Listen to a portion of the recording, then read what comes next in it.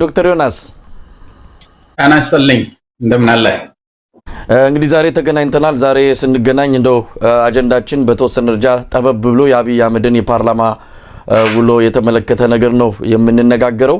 አንዳንዶቹ መረጃዎች በቀጥታ አንተ በተለያየ መንገድ ስታጋልጠው የነበረው በተከታታይ ስጽፍበት የነበረው ምናልባትም ለዛ ምላሽ ይመስላል እንግዲህ በድፍረት ለመናገር ያህል ምክንያቱም ቁጥሮችን ከስንዴ ጋር በተያዘ የምታጋልጣቸውን ቁጥሮች አንዳንድ ሚዲያ ተቋማትም ትልልቅ የሚዲያ ድርጅቶችም እንደዚሁ ለዚሁ ሽፋን ሰጥተው የአብይ አህመድን ቁጥሮች ያጋለጡበት ሁኔታ ነው የተፈጠረውና ለዛ ምላሽ በሚመስል መልኩ አንዳንድ ነገሮችን አንስተዋል። ለማንኛውም እንደው በዝርዝር ከመሄድ በፊት አጠቃላይ ይህንን የፓርላማ ውሎ እንዴት ተመለከትከው? ብዙ ነገሮች አንስተዋል። ከመጀመሪያ እስከ መጨረሻ ድረስ ነው መስመር በመስመር እየሄዱ ውሸቱ ማጋለጥ በጣም አስቸጋሪ ነው የሆነብን። ግን እንደው በጠቅላላው እንዴት አየው የትላንቱን የአብይን የፓርላማ ውሎ? እንግዲህ እዚህ መጀመሪያ እንኳን ለማየትም ኢንትረስቱም አልነበረኝም። ምክንያቱም የሚናገረው ከአሁን በፊትም ፓርላማ ቀርቦ ያደረጋቸው ንግግሮች ፍጹም የማይታመን ከማይታመንም አልፎ ነጭ ውሸት የሚባል አይነት ውሸት ስለሆነ የሚዋሸው እኔ 3 ሰዓት በላይ ነው ያንን የሚያህል ጊዜ አላቃጥልም ብዬ ትቻው ነበር። በኋላ ግን አንተ በዚህ ፕሮግራም ላይ ስቴንድ ስራ ስትለኝ እንግዲህ ፕሮግራም ላይ መምጣቴ ካልቀረ መመልከት አለብኝ በሚል ኦልሞስት እስከመጨረሻ 90%ቱን 85% 90% ድረስ የሚጠጋውን ቁጭ እየሰማሁት አልቻልኩም መጨረስ። እንደው ግን የግድ እዚህ ስለምመጣ መጨረስ ስለነበረብኝ እዛ ድረስም ሄድኩኝ። ከዛ በኋላ ግን ሪሊ ጥቅሙም አልታየኝም። የመጨረሻውን 20 ደቂቃ ወይንም ምናምን ዝም ብዬ ተውኩት። በጣም የሚያሳዝን ነው። በየትም ሀገር ፖለቲካ ውስጥ ይዋሻል፣ በየትም ሀገር ፖለቲካ ውስጥ ይጋነናል። ያደረከውን ይሄን ያህል አድርጌያለሁ ብለህ ታጋነናለህ። እሱ ያው ከፖለቲካ ጋር አብሮ የሚመጣ የተለመደ ወይንም ደግሞ ይሆናል ተብሎ የሚገመት ነገር ነው። ስለዚህ ብዙ ጊዜ ፖለቲሽያኖች ሲናገሩ እንደው የተወሰነውን ቦታ ትተህላቸው ከማጋነኑም ከውሸቱም አልፎ ግን እንደው በተግባር የሚታዩ ለውጦች አሉ ብለህ ልትቀበላቸው ትችላለህ እንጂ በባይትስ ኔቸር በተፈጥሮ ፖለቲካ ሁልጊዜም በእውነት ላይ የተመሰረተ አይደለም። ያንን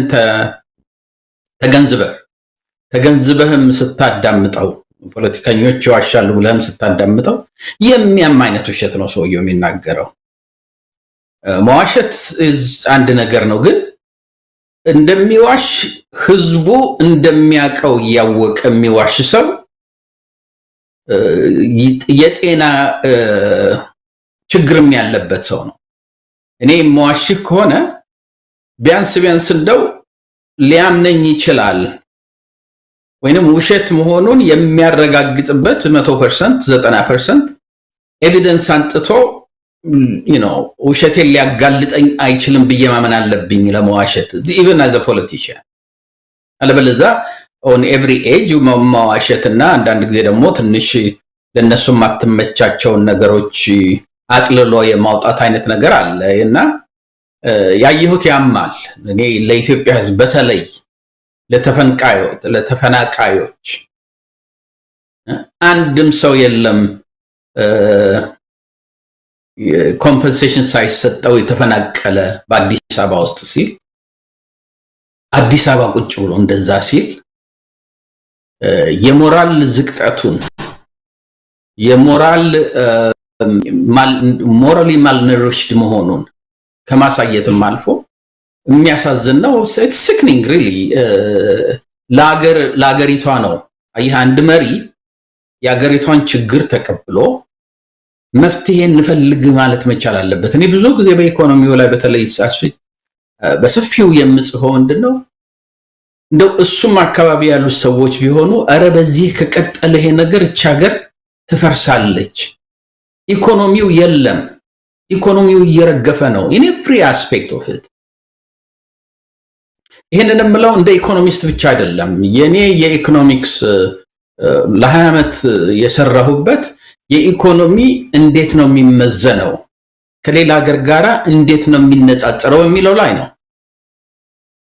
ከቴክኒካል አንስቶ በከፍተኛ እስከ ማኔጅመንት ድረስ የሰራሁበት ነገር ነው። 190 ሀገሮች ላይ ከወርልድ ባንክ ዳታ ሪፖርት ከሚያደርጉ ጋራ ሁሉን አይነት ውሸት አይቻለሁ። የሀገሩን ኢኮኖሚ ጨምሮ የሚልክ እናውቃለን። የሀገሩን ኢኮኖሚ ትንሽ ዝቅ አድርጎ የሚልክ እናውቃለን። የት ጋር እንደሚዋሽ እናውቃለን። የት ጋር እውነቱን እንደሚናገርም ደግሞ ትሬንድ እስከሆንክና በዛ ልምድ እስካለ ድረስ ታውቃለህ። የኢትዮጵያ በዚህ ደረጃ የትም ሀገር ለ20 ዓመት ባለኝ ልምድ በእንደዚህ ደረጃ አንድ መንግስት ሲዋሻ ይቻላል። ምክንያቱም ይሄ ውሸት አገር የሚያጠፋ ነው። አሁን ስልጣን ላይ ባለበት ጊዜ ሊያስተካክል በሚችልበት ደረጃ ላይ ያለ ባለስልጣን ፕራይም ሚኒስቴር ያለውን እንደሌለ የሌለውን እንዳለ አድርጎ ሙሉ ለሙሉ በሙሉ ቅጥፈት ውሸት ነው። አንድን መሪ ውሸታም አይባልም፣ ግን ታግሰው አይተኸው ሲስተሚክ ሲሆንና ያ ውሸት ደግሞ አገርን ሊያጠፋ በሚችልበት ደረጃ ላይ በምትደርስበት ጊዜ ሁሉም የኢኮኖሚ ኤክስፐርት በፖለቲካም ላይ ያለ አሁን ተጫዋጭሆ ይሄ ሰውዬ አንድ ነገር ማድረግ አለበት ወይ ፓርላማው አንድ ነገር ማድረግ አለበት ወይ ህዝቡ በቃን ብሎ አንድ ነገር ማድረግ አለበት። በዛ ደረጃ ላይ ነው ዴንጀሩ፣ በዛ ደረጃ ላይ ነው ኤግዚስቴንሻል ክራይሲስ እየፈጠረ ያለው ከሚል ነው እንጂ እኔ እንደምታውቀው የአብይ እንደው አንድ ቁጥር ደጋፊ ነበርኩኝ በጊዜው። የምደግፈውም ደግሞ ኦሮሞ ስለሆነ አይደለም፣ የምነቅፈውም ደግሞ ኦሮሞ ስለሆነ አይደለም። በትክክለኛ በተግባሩ ላይ ነው። ብዙ ሰው ደግፎት የነበረው the first 2 years በሚናገረው ብቻ ሳይሆን በሚሰራውም ነበረ። እስረኞችን በመፍታት ሚዲያውን በመልቀቅ እነዚህን ነገሮች ባደረገበት ጊዜ ግልጽ የሆነ መሻሻል አገሪቷ ላይ የታየ ስለነበር የኢኮኖሚውንም ይሄ ስቴት ዴቨሎፕመንታል ስቴት ከሚለው ወደ ማርኬት እንወስደዋለን በሚልበት ጊዜ አትሊስት በማርኬት ኢኮኖሚ ምናምን ያንን እንደግፍ የሱ ደጋፊዎች ሆነን ነበር። በኮንስቲቲዩሽኑንም በአንድ ጊዜ መቀየር አይቻልም። ቀስ ተብሎ ጁዲሺየስ በሆነ መንገድ ሃንድል መደረግ አለበት ባለም ጊዜ ይሄ እንዲሁም ትክክለኛ ነው ብለን ደግፈን ነበረ። ያንን ያህል የደገፍነውን ያህል ደግሞ አሁን የምንቃወመው አገሪቷ ያለችበትን ወዴት አሁን እሱ ባለበት መንገድ ከቀጠለች ወዴት እንደምትሄድ በጠቅላላ ልትፈርስ የምትችልበት ደረጃ ላይ ነች ከሚል ነው ለማለት ነው። እና በጣም የሚያስፈራ ሁኔታ ነው። ሌላውን ቁጥሩን ምናምኑን በግላጭ እንነጋገርበታል። ዶክተር ዮናስ እንግዲህ እያንዳንዱ የተናገራት አረፍተ ነገር ወይ የተጋነነች ነች ወይም ደግሞ ውሸት ሙሉ በሙሉ ቅጥፈት ናት። አንድም ጤናማ አረፍተ ነገር ካፉ አልወጣም። ይህንን እያንዳንዱ የተናገራትን መስመር በመስመር መከራከር መሞገትና በማስረጃ ማጋለጥ ይቻላል። ነገሩ ጊዜ መፍጀት ይሆናል እንጂ ለማንኛውም እስቲ በአንድ ራስ ሁለት ምላስ እንበለው ወይስ ሁሉ ጊዜ እሱ እንደሚለው ምንድነው ሾርት ሜሞሪ ነው ያላቸው የሚለው የዛ ሰለባ ሆኖ የሆነ ራሱ እስቲ ይሄንን በጣም ባጭሩ የተዘጋጀውን የሱን ሁለት ንግግሮች እንስማ። አዲስ አበባ ከተማ ውስጥ ህጋዊ ማስረጃ ኖሮት ወይ መሬት ወይ ካሳ ሳይከፈል የተነሳ አንድ ሰው እኔ እስከማውቀው የለም። አንድ ሰው ከ17 ቢሊዮን ብር በላይ ካሳ ተከፍሏል። ጅማ ላይ ያስደመመኝ ነገር በትንሹ 14-15 ሺህ ቤቶች ፈርሰዋል። ካሳ አልጠየቀንም። የጅማ ህዝብ ላፈረሰው ቤት ካሳ አልጠየቀም፣ ለቦታው ካሳ አልጠየቀም። እስቲ ሐሳባችሁን አፍሱት ሊየው ነው ያለው። ይሄ ነው እንግዲህ ዶክተር ዮናስ ምናልባት ምን ማለት ይቻላል? የጅማና የአዲስ አበባ ህዝብ ለአንዱ ካሳ ተከፍሏል 17 ቢሊዮን ብር፣ ለሌላው ደግሞ ካሳ አልተከፈለም። እሱ ምንድነው ውሰዱና እንደፈለጋችሁ አርገው የሚለውን እንዲህ አይነቱን ተረት እንቶ ግን ካሳ አልተከፈለም። እውነት 17 ቢሊዮን ብር ለአዲስ አበባ ህዝብስ ህጋዊ ወረቀት አላቸው አለ ለነሱ ከፍለናል ያለውን ግን ሁለቱን የአብይ አህመድ የትኛውን እንቀበል? በአንድ ራስ ሁለት ምላስ ሆነብን። እስቲ ዶክተር ዮናስ በዚህ ላይ ምን ማለት ይቻላል? እሱ እኮ ነው አየህ፣ አንደኛ ቢያንስ ከ100,000 ሰው በላይ ነው አዲስ አበባ ውስጥ የተፈናቀለው። ቢያንስ እነዚህ ኮሪደር ልማቶችን በሚል ለነዚህ 100,000 ሰዎች የሚያዳምጡት ሰው ነው። ይሄ ሰውዬ እንግዲህ በፓርላማ ሄዶ የሚያደርገውን ንግግር ከቤታቸው ተፈናቅለው እንደ ጠባይ ማረሚያ ለልጆች የተሰራ እንትን ውስጥ ከተዋቸው ቆርቆሮ ቤት መጋዘን ውስጥ ማለት ነው። መጋዘን ውስጥ ከተዋቸው በኮንስቲቱሽን የሚለው ምንድነው መሰለህ? ኮንስቲቱሽኑ ክሊርሊ የሚለው ይሄ በፈረንጆቹ ኤሚነንት ዶሜን ይባላል። በኮንስቲቱሽን ውስጥ ኤሚነንት ዶሜን ማለት የአንድ ሀገር መንግስት ከግለሰብ ጥቅም ይልቅ ለህብረተሰቡ ጥቅም ያስፈልጋል ብሎ ያለውን ንብረት የመውረስ ስልጣን አለው። ሆኖም ግን በቂ የሆነ የማርኬት ቫልዩን ያ ሰውዬ በዛን ጊዜ ቢሸጠው ያንን ቤት ሊያገኝበት የሚችለውን ቫልዩ መውሰድ አለበት፣ ማግኘት አለበት ነው። ኤሚነንት ዶሜን ማለት መንግስት ለዲቨሎፕመንት የሚሆን መሬት ነው ወይንም ደግሞ ፕሮጀክት ነው ብሎ ካለ የማስፈጸም መብትና ስልጣን አለው። ሆኖም ግን ያ የሚደረገው የግለሰቡን ራይት በመክፈፍ ሳይሆን ለግለሰቡ የሚገባውን ያህል እንትን ሰጥቶት ነው ይላል። ምንድነው ኮምፐንሴሽን? ለምሳሌ 40 ዓመት ወርቅ ይሸጥ የነበረ ሰውዬ ፒያሳ ያለን ለምሳሌ ልጥቀስልህ። የሱ ማርኬት ቫልዩ እሱ የነበረባት ሱቅ ስንት ታወጣለች አይደለም። እሷ እንዲሁም ትንሿ ነገር ነች። 30 ዓመት የገነባው ቢዝነስ 30 ዓመት ያፈራቸው ደንበኞች ወርቅ ለመግዛት የሚመጡበት ቦታ ወርቃቸውን ለማሳጠብ ወይንም ወርቃቸውን ለማጥበብ፣ ለማስፋት፣ ለመቀጠል የሚመጡበት ቦታ ነርቸር አድርጎ ለ30 ዓመት የለፋበት የንግዱ ቦታ ነው። ስለዚህ አሁን ለምሳሌ በኤሚነንት ዶሜን ፕሪንሲፕል ጋናም አድርገው አሜሪካንም አድርገው ኬንያም አድርገው ኢትዮጵያ ለዛ ለሰውዬ ካሳ በምትከፍልበት ጊዜ በመጀመሪያ ቤቱ የሱ ከሆነ ህንጻው ያለበት ቦታ የሱ ከሆነ ይሄን ቤት ዛሬ ቢሸጠው ምን ያህል ያገኝበታል ተብሎ ነው። ያ በጣም ፕራይም ቦታ ነው። በዛ ተገምቶ ነው የሚሰጠው አንዱ። ሁለተኛው ደግሞ አሁን ከዚህ ስናስነሳው ይሄ ሰውዬ ለ40 ዓመት ቢልድ ያደረገውን ቢዝነስ ያጣል።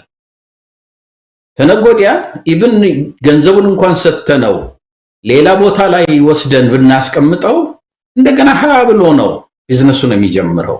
ቢዝነሱ እስከሚለማመድለት ድረስ 5 ዓመት ሊፈጅ ይችላል፣ 10 ዓመት ሊፈጅ ይችላል፣ እንደው ጥሩ ከሆነ 3 ዓመት ሊፈጅ ይችላል። በዛን ጊዜ ውስጥ ምን ያህል ቢዝነስ ሎዝ ያደርጋል ተብሎ እሱ ሁሉ ግምት ውስጥ ተገብቶ ነው የሚሰጠው።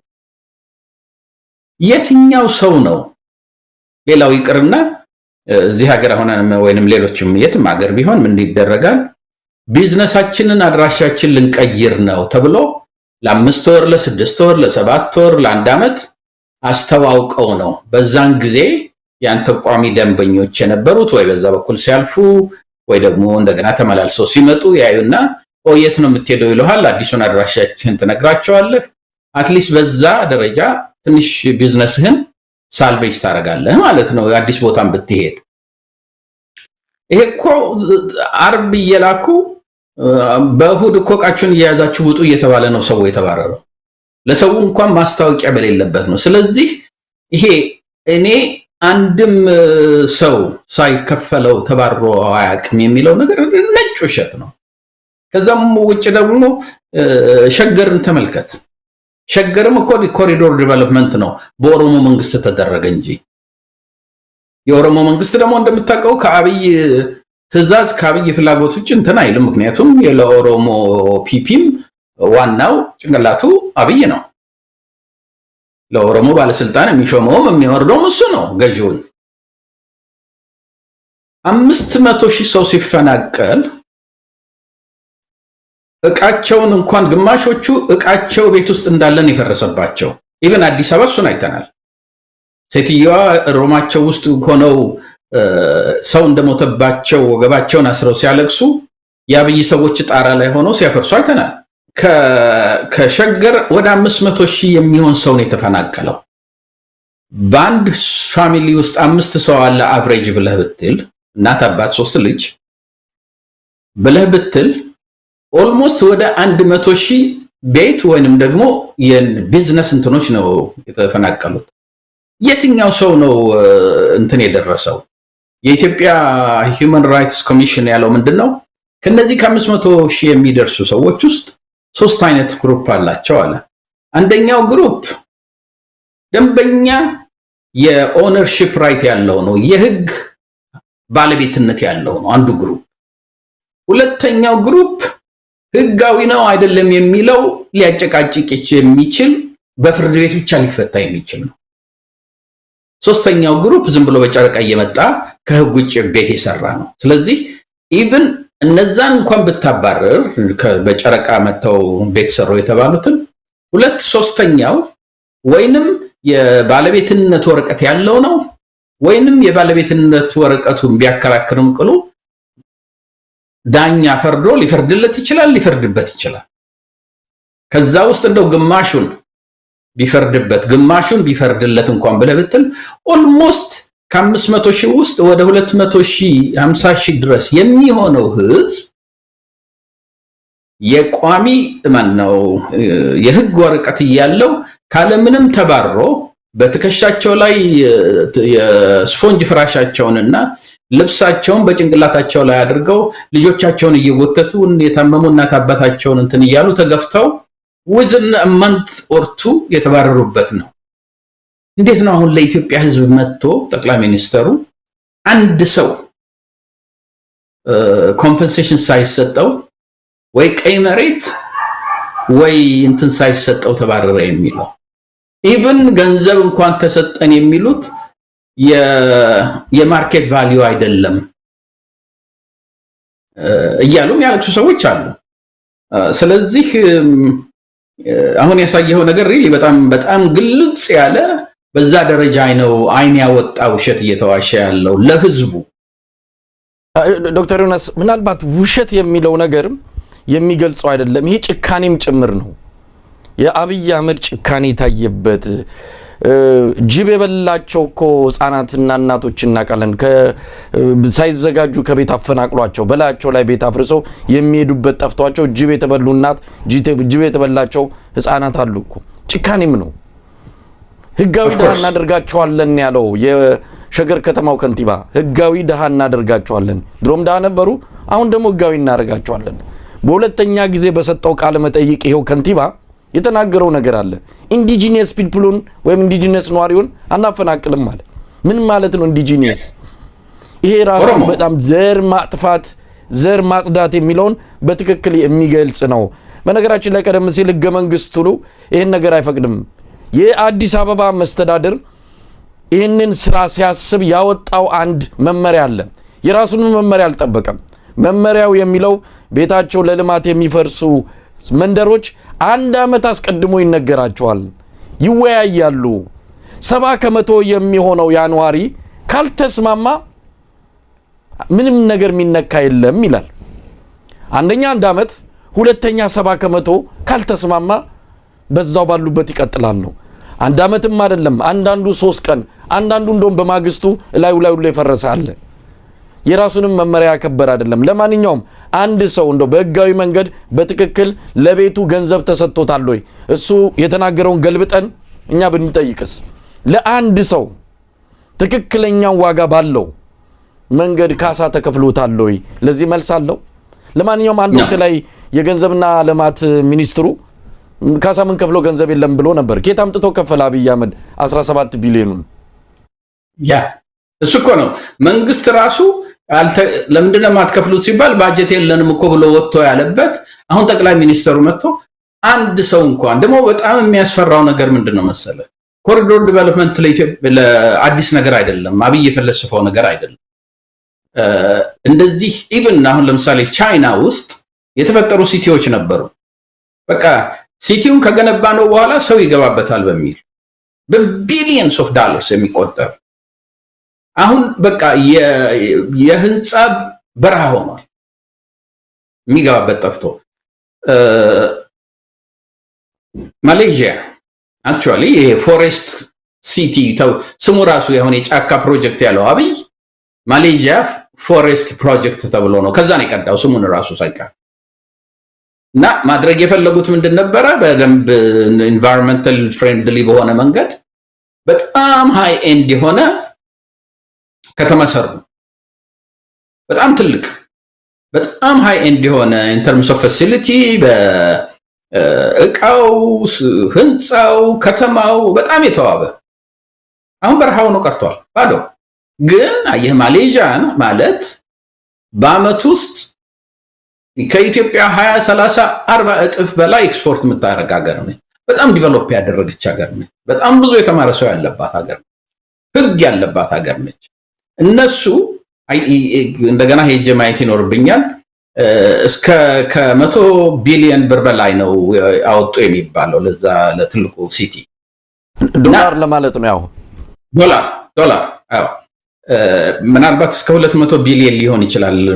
I will have to go back and check። ግን በጣም በብዙ 10 ቢሊዮኖች የሚቆጠር ነበር ያፈሰሱበት። ሀገሪቷ ግን ኢኮኖሚዋ ጠንካራ ስለሆነ ያንን ሉዝ ቢያደርጉ ሀገሪቷ በመጠኑ ደረጃ ልትጎዳ ትችላለች። ግን ኤግዚስቴንሻል ትሬት አይደለም።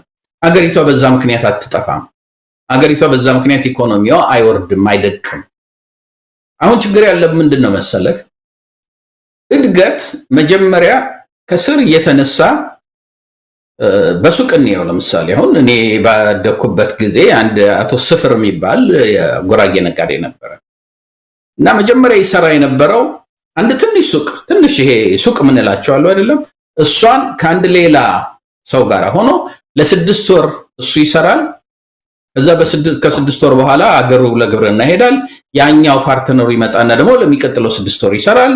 እሷን ጨርሶ ደግሞ አገሩ ይሄዳል። እንደዚህ አንዷን ሱቅ ለሁለት ነበር እንደዛ የሚጠቀሙባት። በኋላ አቶ ስፍር የራሱን አንድ ሱቅ ከፈተ።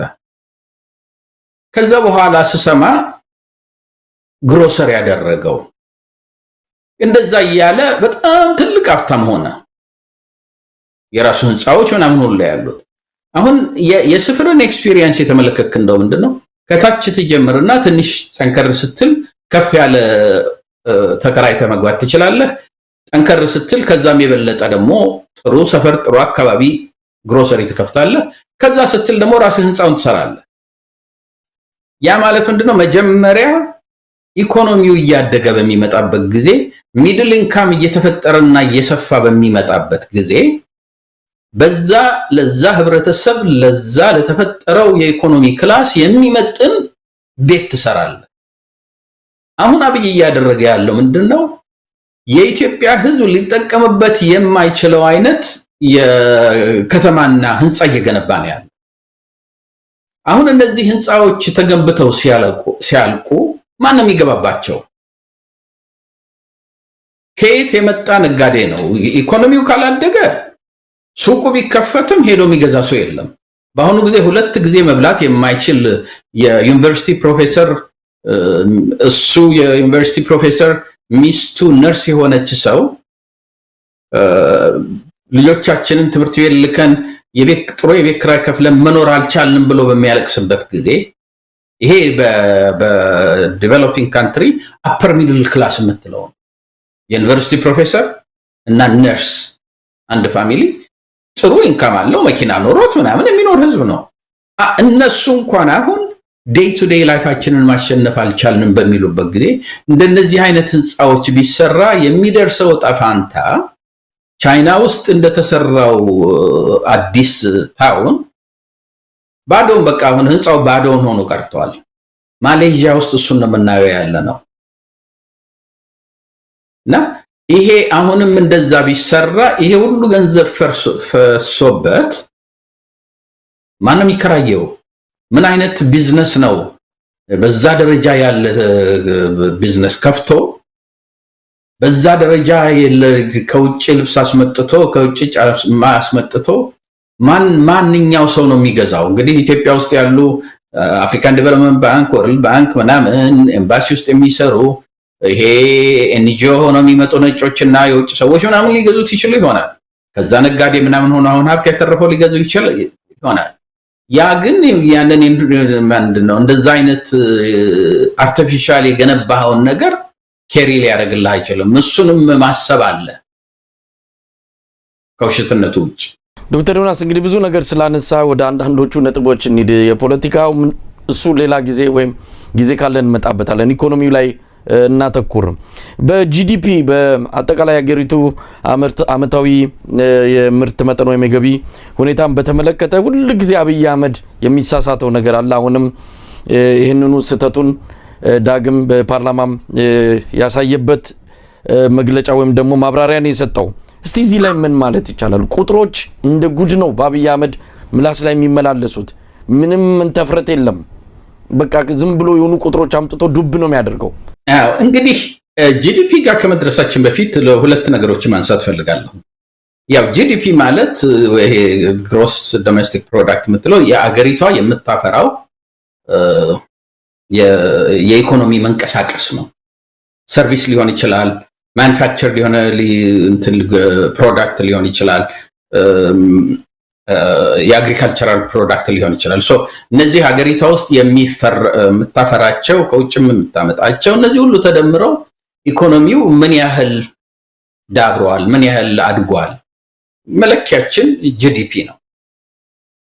እንግዲህ ጂዲፒው አደገ በምንልበት ጊዜ ምን ማለት ነው? በአግሪካልቸር እድገት አለ፣ በማኑፋክቸሪንግ ወይም በኢንዱስትሪም እድገት አለ፣ በሰርቪስ በምንልበት ጊዜ ትምህርት ቤት፣ ሆስፒታል፣ ትራንስፖርቴሽን ወዲያ ወዲህ የምትነቀነቅበት ቱሪዝም፣ እነዚህን የመሳሰሉት ደግሞ አገሪቷ ውስጥ ምን አይነት የኢኮኖሚ መንቀሳቀስ ይፈጥራሉ። እነዚህን ደምረህ ነው በአገሪቷ ውስጥ እውነትም ጂዲፒ እያደገ ነው፣ ኢኮኖሚው እያደገ ነው የምትለው። ሁለት ነገር ላንሳልህ። ከዛ በኋላ ጂዲፒውን ለማየት እስቲ ከስሩ ምን ይመስላል? መኪና ልትገዛ ስትል ሰው ምን ይላል? ሉክ አንደር ዘ ሁድ ይላል። አንደር ዘ ሁድ ማለት ይሄ ዋና እንትኑን ከፍተህ ኢንጂኑ ያለበትን ቦታ እያንዳንዷን ነገር ትሰራለች ወይ? መኪናው ሊሄድ የሚችለው ውስጡ ያሉት ነገሮች ሁሉም ፋንክሽናል ሲሆኑ ነው፣ ሁሉም ሲሰሩ ነው አይደለም? ሰው መኪና ስትገዛ ለዛ ነው ሉክ አንደር ዘ ሁድ የሚሉት። እቺ ሽፋኗን አንሳና እስቲ ከስር ያው ነው። አሁንም ኢኮኖሚውም እንደዛ ይደረጋል። እና በኢኮኖሚው ለምሳሌ አሁን ኢኮኖሚው በዚህ ደረጃ አደገ ሲባል አንዱ የሚጠራው ስንዴ ነው። ይሄው እኮ ስንዴ ከዚህ ተነስተን እዚህ ደረስን። እሱ ራሱ ኢኮኖሚያችን እያደገ መሆኑን ትልቅ ማሳያ ነው ትላለህ። የቡና ኤክስፖርትም ደግሞ ድሮ እኮ ይሄን ያህል ነበር የምናደርገው፣ አሁን ተመልከቱ ይሄን ያህል ኤክስፖርት እናደርጋለን ስትል እሱም አንድ ሌላ ምሳሌ ነው። ማኒፋክቸሪንግ ነው ሶስተኛው። ማኒፋክቸሪንግ ማለት ጫማ መስራት፣ አንዳንድ ቁሳቁስ ፕሮዲዩስ ማድረግ ወይንም ደግሞ ማምረት ማለት ነው። እንደው እነዚህን ሶስቱን እንመልከታቸው። ምክንያቱም እነዚህ አንደኛው ማኒፋክቸሪንግም ሁለት ፓርት አለው። ማነው ኢንዱስትሪያል ሴክተር የምትለው ሁለት ክፍል አለው። አንደኛው ክፍሉ ማኒፋክቸሪንግ የሚሉት ነው። ይሄ የምታመርተው ነገር ነው። ከጫማ ከልብስ፣ መኪና የምትሰራ ከሆነ ወይንም የተለያዩ ነገሮች የምታመርተው ነው። ሁለተኛው ኮንስትራክሽን ነው። አዲስ የምትገነባው እና የመሳሰሉት ነገሮች ነው። አግሪካልቸር ላይ እስቲ እንመልከት። አሁን እሱ ምን አለ? ዊት ወይንም ስንዴ በ2024 23 ሚሊዮን ሜትሪክ ቶን ፕሮዲዩስ አድርገናል አለ፣ አምርተናል። 23 ሚሊዮን ሜትሪክ ቶን። ይሄ ማለት በመጀመሪያ ደረጃ እሱ እንደዚህ ሲል የኢንተርናሽናል ድርጅቶች ምንድነው ያሉት? 23 ሚሊዮን አይደለም 7.5 ሚሊዮን ነው ያሉት። ይሄ ለ2024 ነው። ለ2023 እሱ 15.1 አምርቻለሁ አለ። የኢንተርናሽናል ኮሚኒቲው በሞላ እንግዲህ ኢንተርናሽናል ኮሚኒቲ በምትልበት ጊዜ እና ዓለም ባንክ አሉ፣ እና አፍሪካን ዴቨሎፕመንት ባንክ አሉ፣ የዩኤንዲፒ፣ የዩኤንኤፍኤኦ፣ እነዚህ የኢንተርናሽናል ድርጅቶች እዛው ሀገር ውስጥ ያሉ ሁሉን ነገር ሞኒተር የሚያደርጉ ሰራተኞች ያሏቸው እነዚህ ሁሉ የ2023ን 5.8 ሚሊዮን ሜትሪክ ቶን ነው ፕሮዲዩስ ያደረገችው ኢትዮጵያ ሲሉ የሚገርመው ነገር ደግሞ የኢኮኖሚስት ሜጋዚንን ምን እንዳለው እቺ 5.8 ሚሊዮን ሴንትራል ባንኩ የኢትዮጵያ ሴንትራል ባንክ እሱም 5.8 ሚሊዮን ስንዴ አገሪቷ አምርታለች ብሎ ለጥፎ ነበር ዌብሳይቱ ላይ የኢትዮጵያ የስታቲስቲካል ኤጀንሲ የሚባለው እንደነዚህ አይነት ነገሮችን በሚሰራው 5.8 ብሎ ነበር ያወጣው። አሁን አብይ መጣና 15.1 ነው ሲል የሴንትራል ባንክ አተማሞ ያችን 5.8 የምትለውን ከኢንተርኔቱ ላይ አነሳት። የሴንትራል ስታቲስቲካል ኤጀንሲ የሚባሉት ደግሞ 5.8 ያልነው ተሳስተን ነው አሉ። ስለዚህ የአብይ 15.1 ሆነ ማለት ነው የኦፊሻል ዳታው። ወራስ የአፍሪካን ዴቨሎፕመንት ባንክ የዩኤንኤፍኤኦ እና የመሳሰሉት ሁሉ የሚያሳዩ 5.8 ነው። እሱ 15.1 ነው አለ። ኦልሞስት የ3 እጥፍ 3 ያጥፎ ነው የሚያወራው። ስንዴውም ጋር ስትመጣ ማነው 2024ን በምትመጣበት ጊዜ የኢንተርናሽናል ኮሚኒቲዎች የሚሉት ምንድነው 7.5 ነው ኢትዮጵያ ያመረተችው ሲሉ አብይ 24 ሚሊዮን ሜትሪክ ቶን ነው አለ። ይሄም ከ3 እጅ በላይ ነው ኤግዛጀሬት ያደረገው ማለት ነው። ኦኬ አሁን ኢኮኖሚውን ጂዲፒውን ስትመለከት 8.1 አደግን ነው የሚለው ለ2023 ለ2024 8.1% ነው ያደግነው ነው የሚለው። ያ ስንዴ በ3 እጥፍ የተገመተው ተደምሮበት ነው ማለት ነው 3 እጥፍ ያደገው። ወደ ቡና ደግሞ ተመልከት። ወደ ቡና እንምጣ።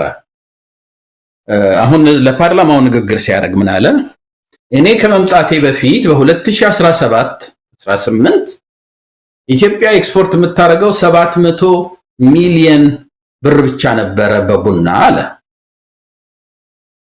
ይሄ ትክክል አይደለም። በ2017 እሱ ከመምጣቱ በፊት 917 ሚሊዮን ብር ነበረ ኢትዮጵያ ያወጣቸው ኤክስፖርት ያደረገችው 917 ነው። እሱ እንደሚለው 700 አልነበረም። በዛ ደረጃ እንመልከተው። በሁለተኛ ደረጃ ምን አለ? በ2024 1.4 ቢሊዮን ዶላር ነው ኤክስፖርት ያደረግነው። ስለዚህ አለ እኔ ከመምጣቴ በፊት ፕሮዲዩስ አድርገን ከሸጥንና ያገኘነው 700 ሚሊዮን እኔ ከመጣሁ በኋላ በ2024 ደግሞ ያገኘነው 1.4 ቢሊዮን እጥፍ ነው ማለት ነው አለ። ይሄንን ልናደርግ የቻልነው የቡና ፕሮዳክታችንን አሳድገን ጥሩ ፖሊሲ አድርገን ብዙ መላክ ስለቻልን ነው ብሎ ተናገረ።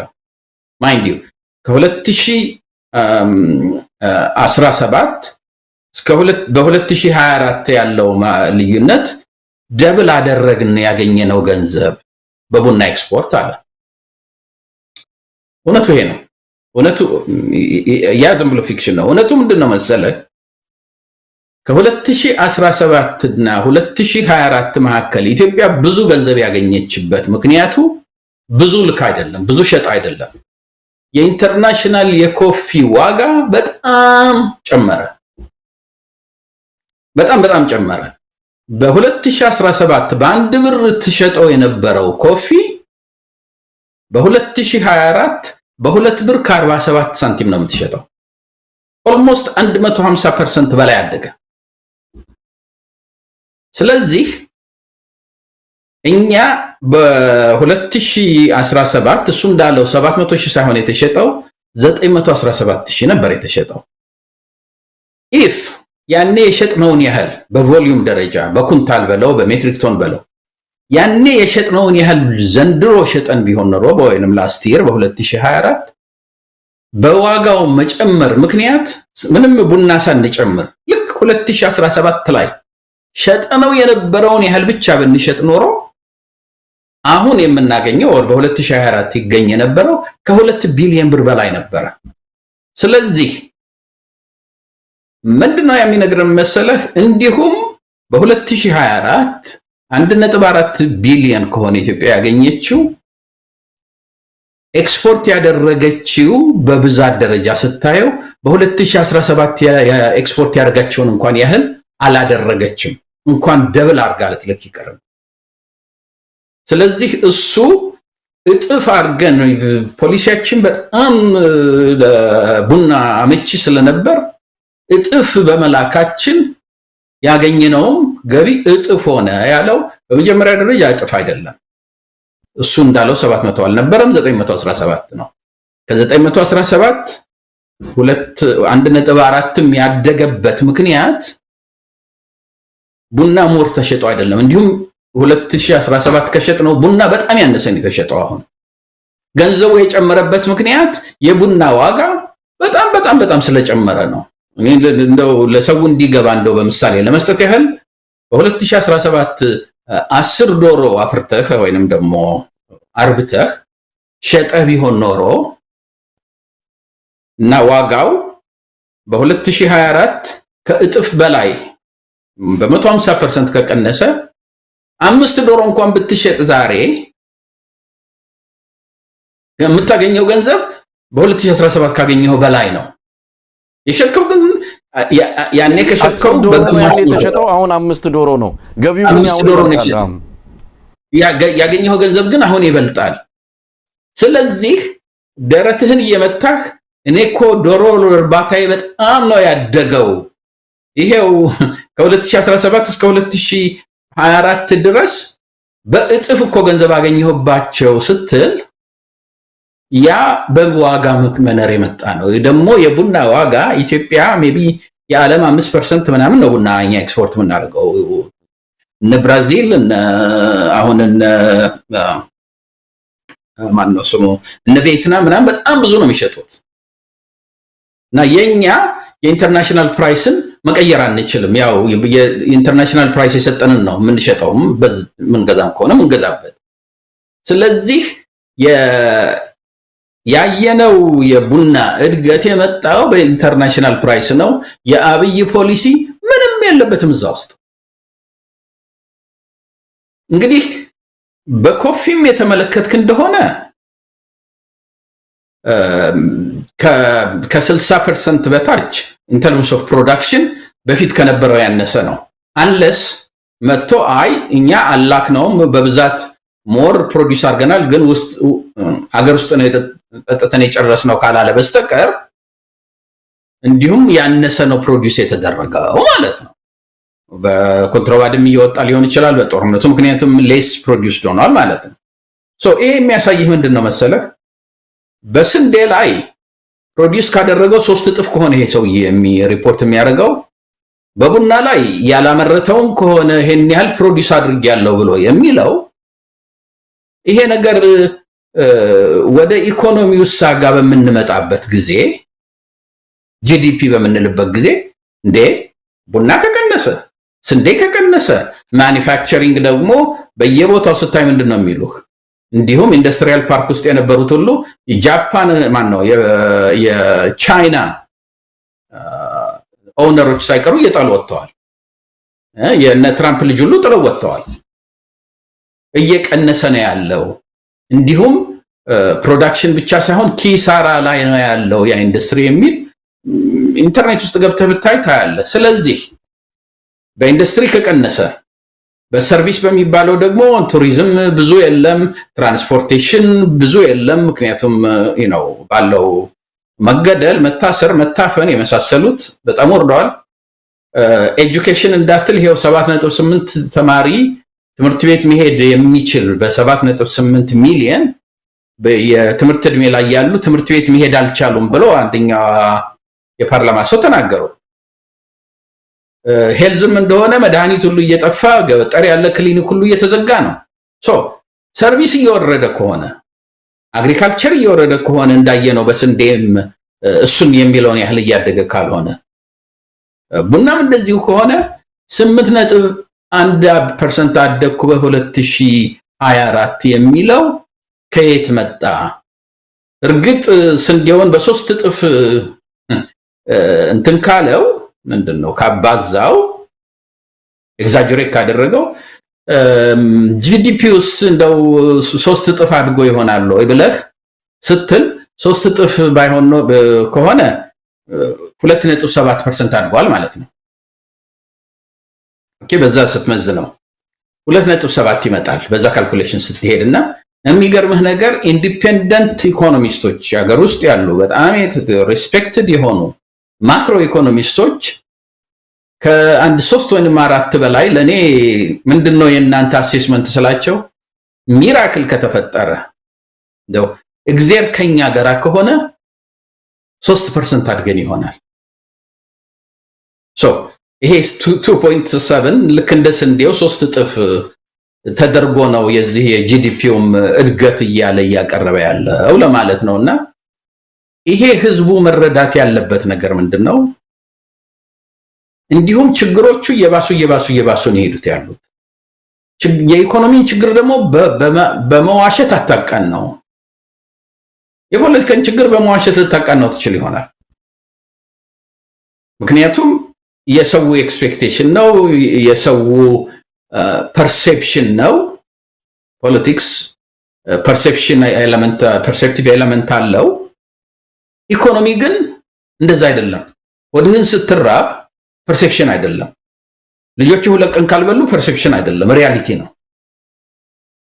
እና ይሄ ነገር እንደዛ እየከረረ በመጣ ቁጥር አሁን በኢኮኖሚው እየወደቀ ያለበት እሱ እየዋሸ ያለው ምንድነው? እውነቱን ወጥቶ ኢኮኖሚያችን እንዲየደቀቀ ነው ብሎ ከተናገረ ይሄ እሱ በየመንገዱ ላይ የሚተክለው ዘንባባና የመንገድ መብራት እንግዳው ማሱ ፕራዮሪቲ አይደለም ይባላል። እንደዛ እንዳይባል ነው በሁሉም ቦታ እያደገ ነው እያለ ያለው ለማለት ነው። እንግዲህ ዶክተር ዮናስ ምናልባት እቺ ስንዴዋ ላይ እንደው ምክንያቱም ትኩረት ሰጥታ አንተም ከተለያዩ ዳታዎች በአሜሪካ የሳተላይት መረጃዎች ብዙ ነገሮችን ፈትሸ ያጋለጥከውን በተከታታይ መስከታተለው ነበር። የዘ ኢኮኖሚስት በቅርቡ የሚያወጣው መረጃ አብይ አህመድ የሚጠራው የስንዴ አመረትን ቁጥር መጋነን ብቻ ሳይሆን ፈጽሞ የሚደራረስም አይደለም፣ መሬት ላይ ካለው ጋር ፈጽሞ የሚታረቅም አይደለም፣ የሰማይና የምድርን ያህል የሚራራቅ ነው የሚል ነው። እኛ ባገኘነው መረጃም እስቲ ወደ ውጪ ኤክስፖርት ሆኖ እንኳን ከሆነ የሆነ ወረቀት የያዘው ነገር ሊገኝ ይገባል። ለምሳሌ ውጪ ሲሸጥ ዝም ብሎ በኮንትሮባንድ አይሸጥም። ዝም ብሎ በጓሮ የሚሸጥ ነገር የለም። ወይ በጉምሩክ በኩል ወረቀት አለው፣ በባንክ በኩል የሆነ ወረቀት አለ፣ ወይም ደግሞ እዛ የተቀበለችው ሀገር ጋርም የሆነ ወረቀት አለ። ምንም ነገር የለም። አይኤምኤፍ የብሔራዊ ባንክን ጠይቆ ምንም ማስረጃ ሊሰጡት አልቻለም። አይኤምኤፍ እየጠየቀ ነው። የታለ ኤክስፖርት የተደረገው ስንዴን የሚያሳይ ማስረጃ? ናቢል ሊያቀርቡ አልቻሉም።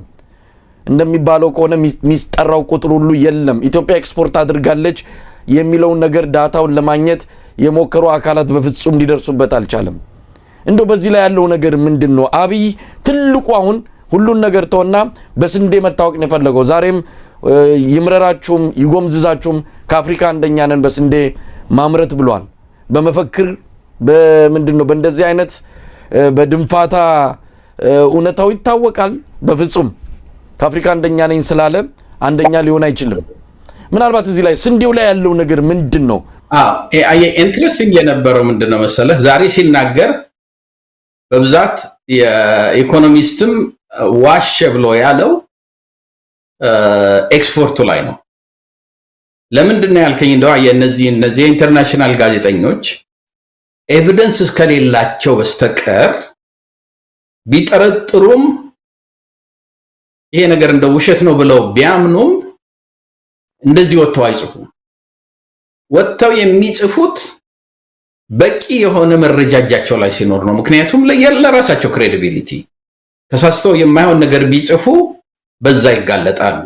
ክሬዲቢሊቲያቸው ተጠያቂነት ውስጥ እየገባ ይመጣል። ኤክስፖርትን የመረጡበት ምክንያት አለው። ምክንያቱም ኤክስፖርት ኤቪደንስ ለማግኘት የዋሸህበትን መረጃ ለማግኘት ቀላል ነው እንዳልከው። በመጀመሪያ ደረጃ በተለያየ ቦታ ላይ ነው ትራንዛክሽኑ የሚኖረው። በመጀመሪያ ደረጃ በጉምሩክ በኩል ኤክስፖርት የሚደረግበት አለ። በሁለተኛ ደረጃ ገንዘብ ትራንዛክሽን አለው፣ ከውጭ ሀገር ወደ አንተ ሀገር ይላካል ይሸጥክበት። በሶስተኛ ደረጃ እና ደግሞ በጣም ቀላሉ ለእንደኔ አይነቱ አናሊስት ቀላሉ ምንድነው? ኦኬ የዚህ ኢምፖርት ኤክስፖርት ሜትሪክስ የሚባል ነገር አለ። ብዙ ድርጅቶች ፕሮዲዩስ ያደርጉታል። ያንን የሚያደርጉት ምንድነው? የሻጭንና የተቀባይን ዳታ በማነጣጠር ነው። ኢትዮጵያ ቡና ይሄን ያህል ሸጥኩኝ ካለች ኢትዮጵያ ቡና 10 ቢሊዮን ብር ሸጥኩ ብትል ወይንም ደግሞ አሁን እንዳለችው ማነው ስንዴ 10 ቢሊዮን ብር ሸጥኩኝ ብትል በለህ እንደ ምሳሌ ነው። እነሱ የሚያዩት ኦኬ እነማን ናቸው የገዙት? ምክንያቱም ኤክስፖርት ብቻ አይደለም ሬጂስተር የሚደረገው ኢምፖርትም ሬጂስተር ይደረጋል። እስቲ የኢትዮጵያን ቡና እነማን ናቸው የገዙት ብለው ቀላል ነው፣ ዳታው ግልጽ ነው። ካንትሪስ ኤክስፖርቲንግ ኮፊ ፍሮም ኢትዮጵያ ብለህ እንትን ስታደርገው ይተርትርልሃል። ለእንትን ይሄን ያህል ለእንትን ይሄን ያህል ለእንትን ይሄን ያህል። ምክንያቱም እነዚህ የሚጠሩት ሀገሮች ከኢትዮጵያ ይሄን ያህል ኢምፖርት አደረግን ብለው መዝግበዋል። ስለዚህ አሁን ኢኮኖሚስት ያንን ሁሉ ሊያወርደው የቻለው ምንድነው? ኢትዮጵያ ይሄን ያህል ኤክስፖርት አደረኩት ትላለች። በዚህ በኩል ግን ከኢትዮጵያ ኢምፖርት አደረኩ የሚል የለም። ኦር አትሊስት ኢትዮጵያ ኤክስፖርት አደረኩ የምትለውን ኢምፖርት ደርሶኛል ብሎ የሚል እንትን የለም። የዛሬ ንግግሩ ላይ ተው እንደሆነ ኤክስፖርት የምትባል ነገር ካፋ አልወጣችም። ፕሮዲዩስ አድርገናል ነው። እንግዲህ ፕሮዲዩስ ካደረክ ውጭ ካልሸጥከው በቂ ለህዝብ የሚሆን አሁን የሚለው ምንድነው? ለ2024 በ2024 23 ሚሊዮን ሜትሪክ ቶን ፕሮዲዩስ አድርጊያለሁ ነው የሚለው። 23 ሚሊዮን እንዳልኩ ቅድም የውጭ ኢንተርናሽናል ኤጀንሲዎች የሚሉት 7.5 ነው። ዩክሬን በጣም ከሚታወቁት ሀገሮች ውስጥ አንዷ ነች ስንዴ በመሸጥ ለኢትዮጵያ ሁሉ እርዳታ ስትሰጥ ነበር በድርቁ ጊዜ። እሱ እኛ 23 ሚሊዮን አድርገናል ሲል ዩክሬን 22.6 ነው ፕሮዲዩስ ያደረገው። 22 እንግዲህ ከዩክሬን በላይ ፕሮዲዩስ አደረኩ ብለህ ብትል የሚቀበልህ የለም፣ የሚያምንህ የለም። ምክንያቱም እስካሁን ድረስ ትራክ ሬከርድ አለ። በ2019 በ2020 በ2025 በ24 23 በአንድ ጊዜ ዝም ብለህ ተነስተህ ከ10 ተነስተህ 23 አደረኩ አትልም። በሚሊዮን ሜትሪክ ቶን እንትን የሚል ሁለተኛ ማነው ኢጂፕት፣ ግብጽ ለብዙ ጊዜ ስንዴ ፕሮዲዩስ በማድረግ የታወቀች ሀገር ነች እና የነሱ 9.2 ሚሊዮን ሜትሪክ ቶን ነው። ኢን ሪያሊቲ ከኢትዮጵያን በላይ ነው። ብዙም ባይሆን ከኢትዮጵያ በላይ ነው። ኢትዮጵያ 7.5 ነው፣ እነሱ 9.2 ነው። አብይ ግን የሚለው 23 ነው። ይሄንን ኦኬ ኤክስፖርት ካላደረከው ያንን ያህል ፕሮዲዩስ አድርገህ ለምንድነው ወደ 18 ሚሊዮን የሚሆነው ህዝብህ የውጪ እርዳታ ስንዴ የሚፈልገው? ይሄ እኮ ሌላው ይቅርና አሁን ምንድነው በየቦታው ላይ USAID ሲዘጋ በሚሊየንስ የሚቆጠር ይሄ ማመላለሻ የሚከፍለው USAID ነበረ። ኢትዮጵያ ከገባ በኋላ በየቦታው ለረሃብ ላለበት ምግብ እርዳታ ለሚያስፈልጋቸው ለማከፋፈል የሚከፍለው USAID ነበር። እሱ እንትን በማለቱ ስንዴው በቃ እየበሰበሰ ነው እየተባለ ነው እና በጣም የሚያሳዝን ነው፣ በጣም የሚያሳፍር ነው። ይሄ ነው ችግሩ። ሁለተኛ አንዱ ደግሞ ሌላው ማነው the economist ያለው ነገር ምንድነው? አብይ ከመጨረሻው ከጠየቀኝ ጥያቄ ጋር ስለሚሄድ ነው ይሄንን ማነሳው። አብይ የትምህርት ቤት የእግር ኳስ መጫወቻ ሜዳዎች ሳይቀሩ ስንዴ እንዲተከልባቸው ብሎ አዟል። ምን በቃ ባዶ ቦታ እስከሆነ ድረስ እንዴት ከሉ ምክንያቱም እሱ የፈለገው ምንድነው አብይ ከመጣ በኋላ ኢትዮጵያ በአንድ ጊዜ የምግብ ሰልፍ ሰፊሽንት ሀገር ሆነች ዲቨሎፕመንት ማለት ይሄ ነው ማን ነው ዩናይትድ ኔሽን ኤፍኤኦ ሽልማት ሸልሞት ነበር የአፍሪካን ዴቨሎፕመንት ባንክ ፕሬዚዳንት በቃ ኢትዮጵያ ምሳሌ ነች ሲል ነበር አሁን ኢንተርናሽናል ሚዲያዎች ደውሉላቸው እንኳን ስልክ አይመልሱ ምን ብለው ምክንያቱም እሱ ያለውን ተቀበል ምን አይተው እነሱ ሽልማት ሰጡ ምናልባት እንደሚባለው ከሆነ የሚገዛው ሽልማት ነው ብለን እንዳንወስድ ባለፈው ፋኦ የሰጠው ሽልማት ፋኦ የዓለም አቀፍ ድርጅት ነው ምን አይተው ያንን ሽልማት ሊሰጡ ቻሉ እንደው እኮ በጣም አስገራሚ ነው እንግዲህ ሊሆን የሚችለው ኤፍኤኦ አሁን ለምሳሌ ወርልድ ባንክ ብዙ ሰው አለው አዲስ አበባ ኦፊስ ውስጥ ኢኮኖሚስቶች አሉ ሲኒየር ኢኮኖሚስቶች አሉ ባልሳሳት at least at some point ሊድ ኢኮኖሚስት ድረስ ነበር እንግዲህ ሊድ ኢኮኖሚስት ማለት በጣም ፖሊሽድ የሆነ ጥሩ እውቀት ያለው ኢኮኖሚስት ማለት ያው በእውቀት ደረጃው ስለሚለይ ሁሉም በኢኮኖሚክስ ፒኤችዲ ያለው ሁሉ በዛ የሚመጥን እውቀት አለው ማለት አይደለም ያው አንዱ ካንዱ ስለሚበላለጥ በጣም የጠለቀ እውቀት አላቸው በጣም ኤክስፐርቲሳቸው የታወቁ ናቸው የሚባሉት ሊድ ኢኮኖሚስት ይባላሉ ዓለም ባንክ ውስጥ እና በዛ ደረጃ በኢትዮጵያ ላይ የሚሰሩ አሉና ሰፊ ድርጅት ነው የአፍሪካን ዴቨሎፕመንት ባንክም በተወሰነ ደረጃ በበቃት ደህና ስታፍ አለው የዩናይትድ ኔሽን ኦፊሶች አንዱ በተለይ እንደ ኤፍኤኦ አይነቱ ያን ያህል ብዙ ሰው የላቸው ሜዳ ላይ ፊልድ ላይና ዝም ብለው መንግስት ያላቸውን ተቀብለው ሊሆን ይችላል በመጀመሪያ ደረጃ በሁለተኛ ደረጃ ደግሞ እነዚህ ኢንተርናሽናል ድርጅቶችም ፖለቲሳይዝድ ናቸው በዛ ላይ ደግሞ አንዳንድ ጊዜ ይሄውኛ የምንሰራው ነገር ውጤት አሳይቷል ብለው ራሳቸውም የሚያጋንኑባቸው ሁኔታዎች አሉና እንደዚህ አንድ አገር ሲያገኙ በቃ አንድ ሰሞን በእንደመለስ ጊዜ ትዝ ይልሃል ኢትዮጵያ ማነች ሩዋንዳ እና ሴኔጋል በቃ the darling of the west ነበሩ ሁሉ ነገር እንደምሳሌ የሚጠቀሱት እነሱ ነበሩ ምክንያቱም ወርልድ ባንክ አይኤምኤፍ አፍሪካን ዴቨሎፕመንት ባንክ ምንድነው የሰሩት አፍሪካ ውስጥ ሲባል እንደ ናሙና ማሳየት የሚፈልጓቸው እንትኖች አሉና ያን አይነት ኢንትረስትም አላቸው ይሄው የኛ ፕሮግራም እንዲህ አይነት እንትን አወጣ ለማለት ያም አንዱ ፋክተር ሊሆን ይችላል የመንግስትንም ዳታ በማመንም ሊሆን ይችላል አንዳንድ ጊዜ ደግሞ ኢንተርናሽናል ድርጅቶች ኮራፕት ናቸው ጉቦ የሚቀበሉ አሉ ጉቦ ተቀበለው የሚባረሩ አሉ ይሄ አዲስ ነገር አይደለም እዛ ሪፖርት የሚያደርገው በኢትዮጵያ ላይ የተገዛ ሰው ሊሆን ይችላል number of factors ስህተት ሊሆን ይችላል ፖለቲካል ኢንትረስት ሊሆን ይችላል ይሄን ያህል ኢትዮጵያ እያደገች ነው የኛ ኮንትሪቢዩሽን ነው እዚህ ያመጣው ለማለት ሊሆን ይችላል እየተገዛ ሰው ሊሆን ይችላል እንጂ ኢትዮጵያን እርሻ አግሪካልቸር ያለበትን አይቶ የኢትዮጵያ መንግስት ሊያሸንመው የሚችል በዛ ላይ ደግሞ እንግዲህ የተሸለመው የዛሬ 2 ዓመት ምናምን እና ገና እንደው ጥሩ ፕሮግራም እንኳን መሬት ላይ ተክሎ ቢሆን ኖሮ የሰውዬ እስቲ ውጤቱን እኔ ለትንሽ ጊዜ ተብሎ መገመት ነበረበት ግን anyway አሁን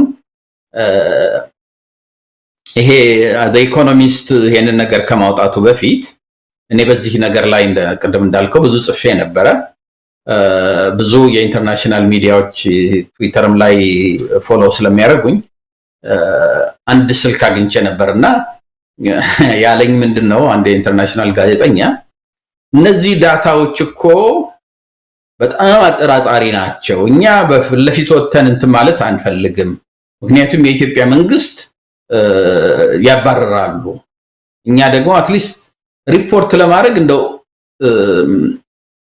እዛው ውስጥ መገኘት አለብንና በጣም ተጠንቅቀን ነው ሪፖርት የምናደርገው እና አንተ የምትላቸው ግን እናንተ የምትጽፋቸው ነገሮች ኤምባሲዎቹም የኢትዮጵያ ውስጥ ያሉት ዲፕሎማቶችም ያውቁታል ትክክል እንዳልሆነ የኢንተርናሽናል ሚዲያውን በሰፊው ያውቁታል እንዲሁም ብዙ ጊዜ መነጋገሪያ ነው ይሄ ነገር ሆኖም ግን ወጥቶ እንደዚህ እንትን ማለት እና ኢኮኖሚስት እንደዚህ አይነት ፒስ መስራት ይፈልጋሉ እና እስቲ የተወሰኑ ሰዎችን ኮንታክት ልትፈጥርልን ትችላለህ ሆይ በተለይ ብለው አንድ ሁለት ስፔሲፊክ የሆኑ ጥያቄዎች ጠይቀው ነበር ኮንታክት እንድፈጥርላቸው ማለት ነው እና ብዙዎቹ እንደዚሁም ስለሚጠነቀቁ ነው እንጂ ውሸት እንደሆነ ያውቁታል ለማለት ነው። ምናልባት ዶክተር ዮናስ አንድ የሆነ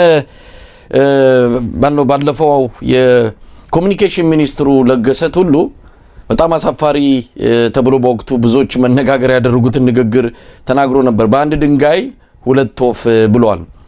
ስንዴያችንን እንሸጠዋለን መልሰን ለህዝባችን በእርዳታ እናገኘዋለን ነው።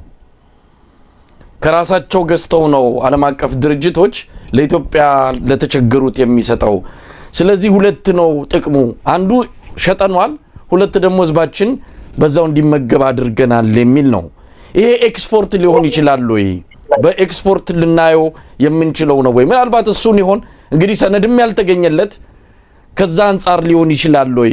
እንደዛ ደግሞ እንዳይባል ወደ 20 ሚሊዮን ኩንታል ስንዴ በጅቡቲ በኩል መጥቶ እዛም ያወርደው አጥቶ ምክንያቱም የዩኤስኤድ ትራንስፖርት ወጪው የሚሸፍነው እሱ ነበርና ዩኤስኤድ ደግሞ አሁን ባለው ሁኔታ መንቀሳቀስ የሚያስችልበት ሁኔታ ስለሌለ ስንዴው እዛው ጅቡቲ ቀርቷል የሚል ጩኸት ወይም ደግሞ ሮሮ ነበረ። በተለይ ከዛ ጋር በተያዘ ቢዝነስ የሚሰሩ ብዙ ተሽከርካሪዎችም እዛው ለአንድ ወር መዘግየታቸውን ገልጸው ሮሮ ሲያሰሙ ነበር።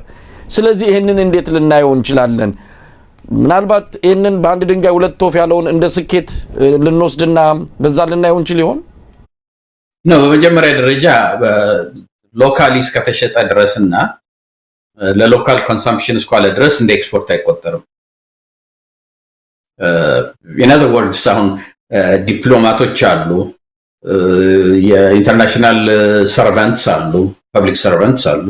እነሱ ሁሉ የሚገዙት የሚበሉት የሚያጠፉት ምናምን አገር ውስጥ እስከሆነ ድረስ የነሱም እንደ ኤክስፖርት አይታይም። ችግሩ ምንድነው? ኢትዮጵያ ከራሷ በላይ አምርታ እየሸጠች ነው ወደ ውጭ ለሚለው ኢትዮጵያ እኮ በ2023 ችግሩ ምንድነው መሰለህ? የነዚህ ኢንተርናሽናል ዳታዎች የሚወጡት ከሁለት ዓመት ዲሌ ያላቸው ላይክ አሁን የ2023ቱ አሁን ወጣ አክቹዋል ዳታው። አንዳንዴ ኤስቲሜሽን ይወጣል፣ ግን አክቹዋል ዳታው የ2023ቱ ማርች 2025 ላይ ነው የሚወጣው። የ2024ቱ ኤስቲሜሽን ቢኖርም ፕሬዲክሽን ቢኖርም አሁን ደንበኛ አክቹዋል ዳታው የሚወጣው በ2026 የዛሬ ዓመት ገደማ ነው የሚሆነው ማለት ነው። ከሁለት ዓመት ዲሌ ያለን ኢንተርናሽናል እንትን ላይ ዴታ ለመውጣት ባለፈው ጊዜ አሁን ለምሳሌ ስለ 2023 አንድ የጻፍኩት እንትን ላይ ልክ ያው ዳታው መቼ እንደሚወጣ ስለማቅ ልክ የዛን ጊዜ ጠብቄ ነው ወዲያው እንደወጣ ዳታውን አግኝቼው ሪል ዳታ ላይ በተመሰረተ እንትን ነው እና በ2023 ኢትዮጵያ ወደ ውጭ ያወጣችው ኤክስፖርት ያደረገችው 1.3 ሚሊዮን ብር ብቻ ነው። 1.3 ሚሊዮን ብር። ኢምፖርት ያደረገችው ግን 385 ሚሊዮን ብር ነው። ማይንድ ዩ ያ ሊሆን የቻለው እጥረት ስላለ ነው። እና ዩዥዋሊ ምንድነው መሰለህ ይሄ የኢንተርናሽናል ኤድ በሚመጣበት ጊዜ አሁን ለምሳሌ የአሜሪካ መንግስት አሜሪካ ውስጥ እንደምታውቀው በጣም ብዙ ስንዴ ይመረታል። በጣም ሜካናይዝድ በሆነ መንገድ ፈርቲላይዘርም ስላላቸው በጣም ኤፊሺየንት በሆነ መንገድም ስለሆነ ፕሮዲዩስ የሚደረገው እነሱ ከሀገራቸው ገበሬ ላይ ነው የሚገዙት። ያው እንደ መርዳትም ስለሚፈልጉ በአንድ ድንጋይ ሁለት ወፍ ማለት ይሄ ነው። አንደኛ የሚገዙት ስንዴውን ከሀገራቸው ገበሬ ላይ ነው። ሁለተኛው ደግሞ ያው ለደሃ ሀገር ብለው ደግሞ ይልኩታል። ይሄ ኢን ሪል ተርምስ እና ከኢትዮጵያ ገዝተው ለኢትዮጵያ እዛው ከመላክ እነሱ የሚመርጡት እኛ ብራችን የኛ ነው፣ ስለዚህ ህዝቡ እንዲበላ የምንፈልገውን ያህል የኛም ደግሞ ገበሬዎች እንዲጠቀሙ እንፈልጋለን። ስለዚህ ከነሱ ላይ ገዝተን ኢትዮጵያ ህዝብ እናበላለን ነው። በእርግጥ ከኢትዮጵያ ላይ ቢገዙ ትራንስፖርቴሽኑን ምናምኑን ስታስበው በቅናሽ ሊገዙት ይችላሉ። በተለይ ትራንስፖርቴሽኑን ስትመለከት ግን ሁለቱንም ስለሆነ መርዳት የሚፈልጉት ይሄ ኢትዮጵያ ከኛ ላይ ተገዝቶ የሚባለው ሊሆን ይችላል በተወሰነ ደረጃው። ግን በልክ ብዙ የሚመጣው ከየት ነው? ከውጭ ነው። ኤክስፖርት ያደረግነው የሚሉት በሞላ ውሸት ነው። 1.3 ሚሊዮን ላስት ታይም ጽፌዋለሁ። ለኬንያ ለጅቡቲ ስንዴ ላክን ይላሉ። ለኬንያ ስንዴ ላክነው 57000 ብር ነው ዶላር 57000 ነው። ከነሱ ላይ የገዛ ነው ግን 4 ወይም 5 ሚሊዮን ዶላር ነው። የጥፍ ነው ከነሱ ላይ የገዛ ነው። እኛ ለነሱ ከሸጥንላቸው ይልቅ ማለት ነው። የጅቡቲ መንግስት ማነው የኬንያ መንግስት መጥቶ ለኢትዮጵያ ስንዴ ሸጥን ስንዴያችን በጣም ተብሏል ማለት ነው ብሎ ሲፎክር አትሰማው።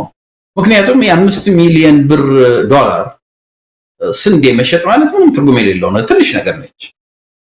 የኢትዮጵያ መንግስት 1.3 ሚሊዮን ቶታል ሸጦ 56700 ዶላር ለኬንያ ሸጦ ለኬንያ ስንዴ እንትናል በቃ ኢትዮጵያ አዲስ ምዕራፍ ከፈተች እያለ ሲዘፍንና ሲደንስ ታየዋል።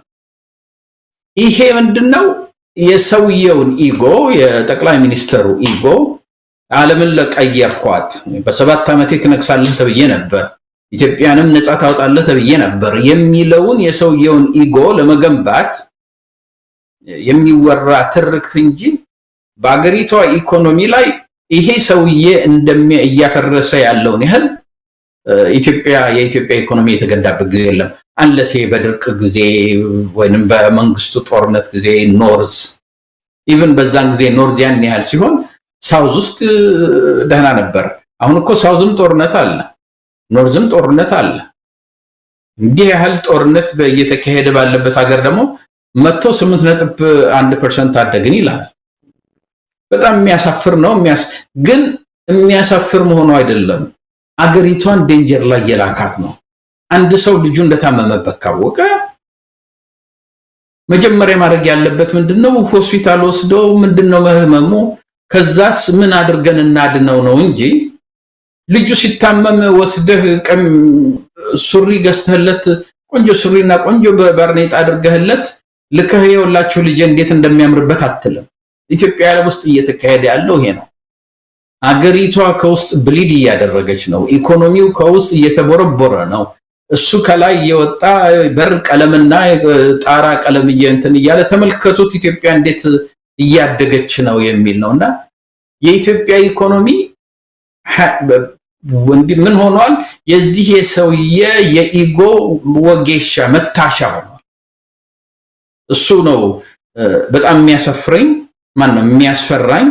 ለዛም ነው እንደው እየተከታተልኩኝ ይሄን ሰውን በተለይ ባለፉት ወራቶች አይተህ እንደሆነ ሁሉ ጊዜም በየጊዜው ስለ ኢኮኖሚው ይኸውላችሁ እያልኩ በቁጥር እንትን እያደረኩኝ የማቀርበው ሜቢ እንደው እሱ አካባቢ ያሉ እሱም አካባቢ ካልሆነ ደግሞ ሌሎችም ህብረተሰቡም ቢሆን በኢኮኖሚ በኩል ይሄድን ያለንበት አደጋ እንዲሰማውና አንድ ለውጥ እንዲያመጣ ለማድረግ አለበለዚያ ግን ሪሊ ዶክተር ዮናስ ሌሎችም እኮ ነገሮች አሉ። እሱንም እናንሳና እዛ ላይ ማስተያየት መስጠት ከተቻለ ነው። በነገራችን ላይ ይሄ ለኬንያ ለጅቡቲ ተሸጠ የሚባለውን በተመለከተ ምናልባት መረጃው ትክክለኛ ይመስለኛል። ያንንም ለዓለም አቀፍ የእርዳታ ድርጅቶች ለኢትዮጵያ ላልተወሰነ ጊዜ አቋርጠው የነበረበትን ሁኔታ እናስታውሳለን። ያቀረቡት ሁለት ምክንያት ነው። አንዱ የእርዳታ የስንዴ እህሉን አስፈጭተው ለጎረቤት ሀገር ማዳበሪያ ቀይረው ይሸጣሉ የሚል ነው አንዱ የመጣው ክስ።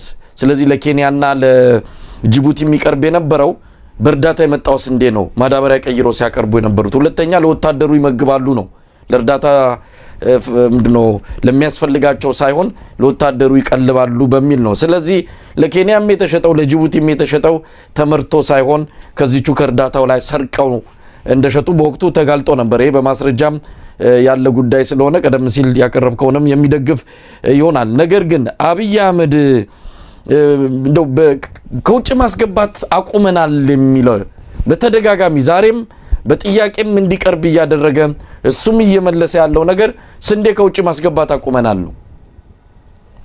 ዓለም አቀፍ ተቋማት በዚህ አንፃር እርዳታ መስጠት ሊያቆሙ አይችልም ወይ? አንድ ሀገር በምግብ ራሴን ቻልኩ ወይም ደግሞ ስንዴ በማምረት ራሴን ችያለሁ ከውጭ ማስገባው የለም የሚል መግለጫ እየሰጠ እንዴት ነው እርዳታ ልናገኝ የምንችለው? ምን እሱም ራሱ በጣም አደገኛ እንትን አይደለም ወይ አብይ እየገለጸ ያለው?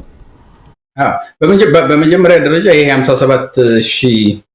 56700 ብር ላይ ኬንያ ተሸጠ በ2023 የሚባለው የዛን ጊዜ ለኬንያ የተፈጨ ነበር የሚልኩት። ስንዴውን ራሱን አልነበረም ለኬንያ የሚልኩት፣ የተፈጨ ነው። ለምን ይመስልሃል የተፈጨ የሚልኩት? ያልተፈጨውን ከላኩት ኢትዮጵያ ውስጥ የበቀለ ስንዴና ከአሜሪካ የመጣ ስንዴ በማየት መለየት ይችላል። ልክ የፈረንጅ ዶሮና የሀበሻ ዶሮ እንደምንለው የፈረንጅ ላምና የሀበሻ ላም እንደምትለው የፈረንጅ ሀገር የሚበቅል ቦለቄና ኢትዮጵያ ውስጥ የሚበቅል ቦለቄ ሳይዙ ራሱ ስታየው ልዩነቱን ታየዋለህ። ስለዚህ ከአሜሪካ የመጣውን ስንዴ እንዳለ ቢልኩት ሊታወቅ ነው የአሜሪካ ስንዴ መሆኑን። ፈጭተህ ከላከው በኋላ ግን የዲኤንኤ አናሊሲስ አይነት ነገር ካላደረግ ከኢትዮጵያ ይምጣ ከቻይና ይምጣ ከአሜሪካ ይምጣ አታውቀው። በሁለተኛ ደረጃ ይሄ አናስገባም ማስገባት አቁመናል የሚለው እንደገና ሌላ ነጭ ውሸት ነው። ዳታው የሚያሳየው ምንድነው? ቅድም እንዳልኩ በ2023 ኤክስፖርት ያደረግነው 1.3 ነበር። ኢምፖርት ያደረግነው $385 ሚሊዮን ነበር። ሌላው ዳታው የሚያሳየው ምንድነው ደግሞ በ2023 ከኢምፖርት ካደረግነው የበለጠ በ58% ሞር ኢምፖርት አድርገናል። ገባህ ምለው? እሱ አቁመናል ይላል። ማቆም አይደለም እየጨመርን ነው ኢምፖርት የምናደርገው እየመጣ ያለው። በ2023 $385 ሚሊዮን ስንዴ ያስገብተን ነበር። በ2024 ያ በ57% አድጓል ማለት ነው። ከ5 ቢሊዮን ዶላር በላይ ማለት ነው። እንግዲህ በ2024 ኢምፖርት ምን ያደረግ ነው። እነዚህ ኢንተርናሽናል ዳታ ሶርስስ የሚመጡ እንትኖች ናቸው፣ ኢንፎርሜሽን ናቸው። ዩዥዋሊ ቅድም እንዳልኩ በሌላ ኢንፎርሜሽን ላይ ምንድነው ይሄ ትራንጉሌት ለማድረግ ወይንም ደግሞ ከአንድ ቦታ ያገኘው ዳታ እውነት ነው ውሸት ነው ብለህ የምታጣራበት መንገድ ሊሚትድ ነው። በኢምፖርት ኤክስፖርት ግን 3-4 ቦታ ላይ ማጣራት ይችላል። ወደብ ላይ ሲገባ፣ ወደብ ላይ ሲወጣ፣ ኢንተርናሽናል ትራንዛክሽን ገንዘብ ስትከፍል፣ ገንዘብ ሳትከፍል፣ አገሩ ሪፖርት የሚያደርገው ከተለያየ አንግል ትራንጉሌት ማድረግና ከተለያየ አንግል ማጣራት ትችላለህ። እኔ አብይ አማካሪ ቢሆን እንደው መዋሸት ካለብህ ስለ ኢምፖርትና ኤክስፖርት አትዋሽ፣ ሌላውን ቀጥልበት። ምክንያቱም ኤቪደንስ ለማምጣት ትንሽ ያስቸግራል። ግን ኢምፖርት ኤክስፖርት ላይ አትዋሽ። ምክንያቱም አንተ የላከውን ተቀባይ አለ። እኔ አንተ ልኬዋለሁ እያልክ አልተቀበልኩም ካለ ተቀባዩ ወይንም ደግሞ ተቀባይ ተፈልጎ ሊገኝ ካልቻለ ውሸት ነው ማለት ነው። ይሄ ደግሞ የኢንፎርሜሽን አርኪቴክቸሩ ወይንም ደግሞ ምንድነው ቬኒው በጣም ብዙ ጊዜ ያደገ ነው፣ አዲስ አይደለም። እና እንዲሁም አንዳንድ ቦታ ላይ ለኢንተርናሽናል ድርጅቶች እርስ በርሳቸው የሚቀያየሩት አይ ዶንት ቲንክ ለፐብሊክ ሆኖ ይሁን በአሁን በአዲስ ስቴጅ አላውቅም፣ ግን ላይቭ ዴታቤዝ ሁሉ አለ። ልክ አንድ ቦታ ወደ አንድ ቦታ ሲሄድ ሁሉ ኢንፎርሜሽኑን ለምታገኝበት እንትን አለ፣ ፋሲሊቲው አለ።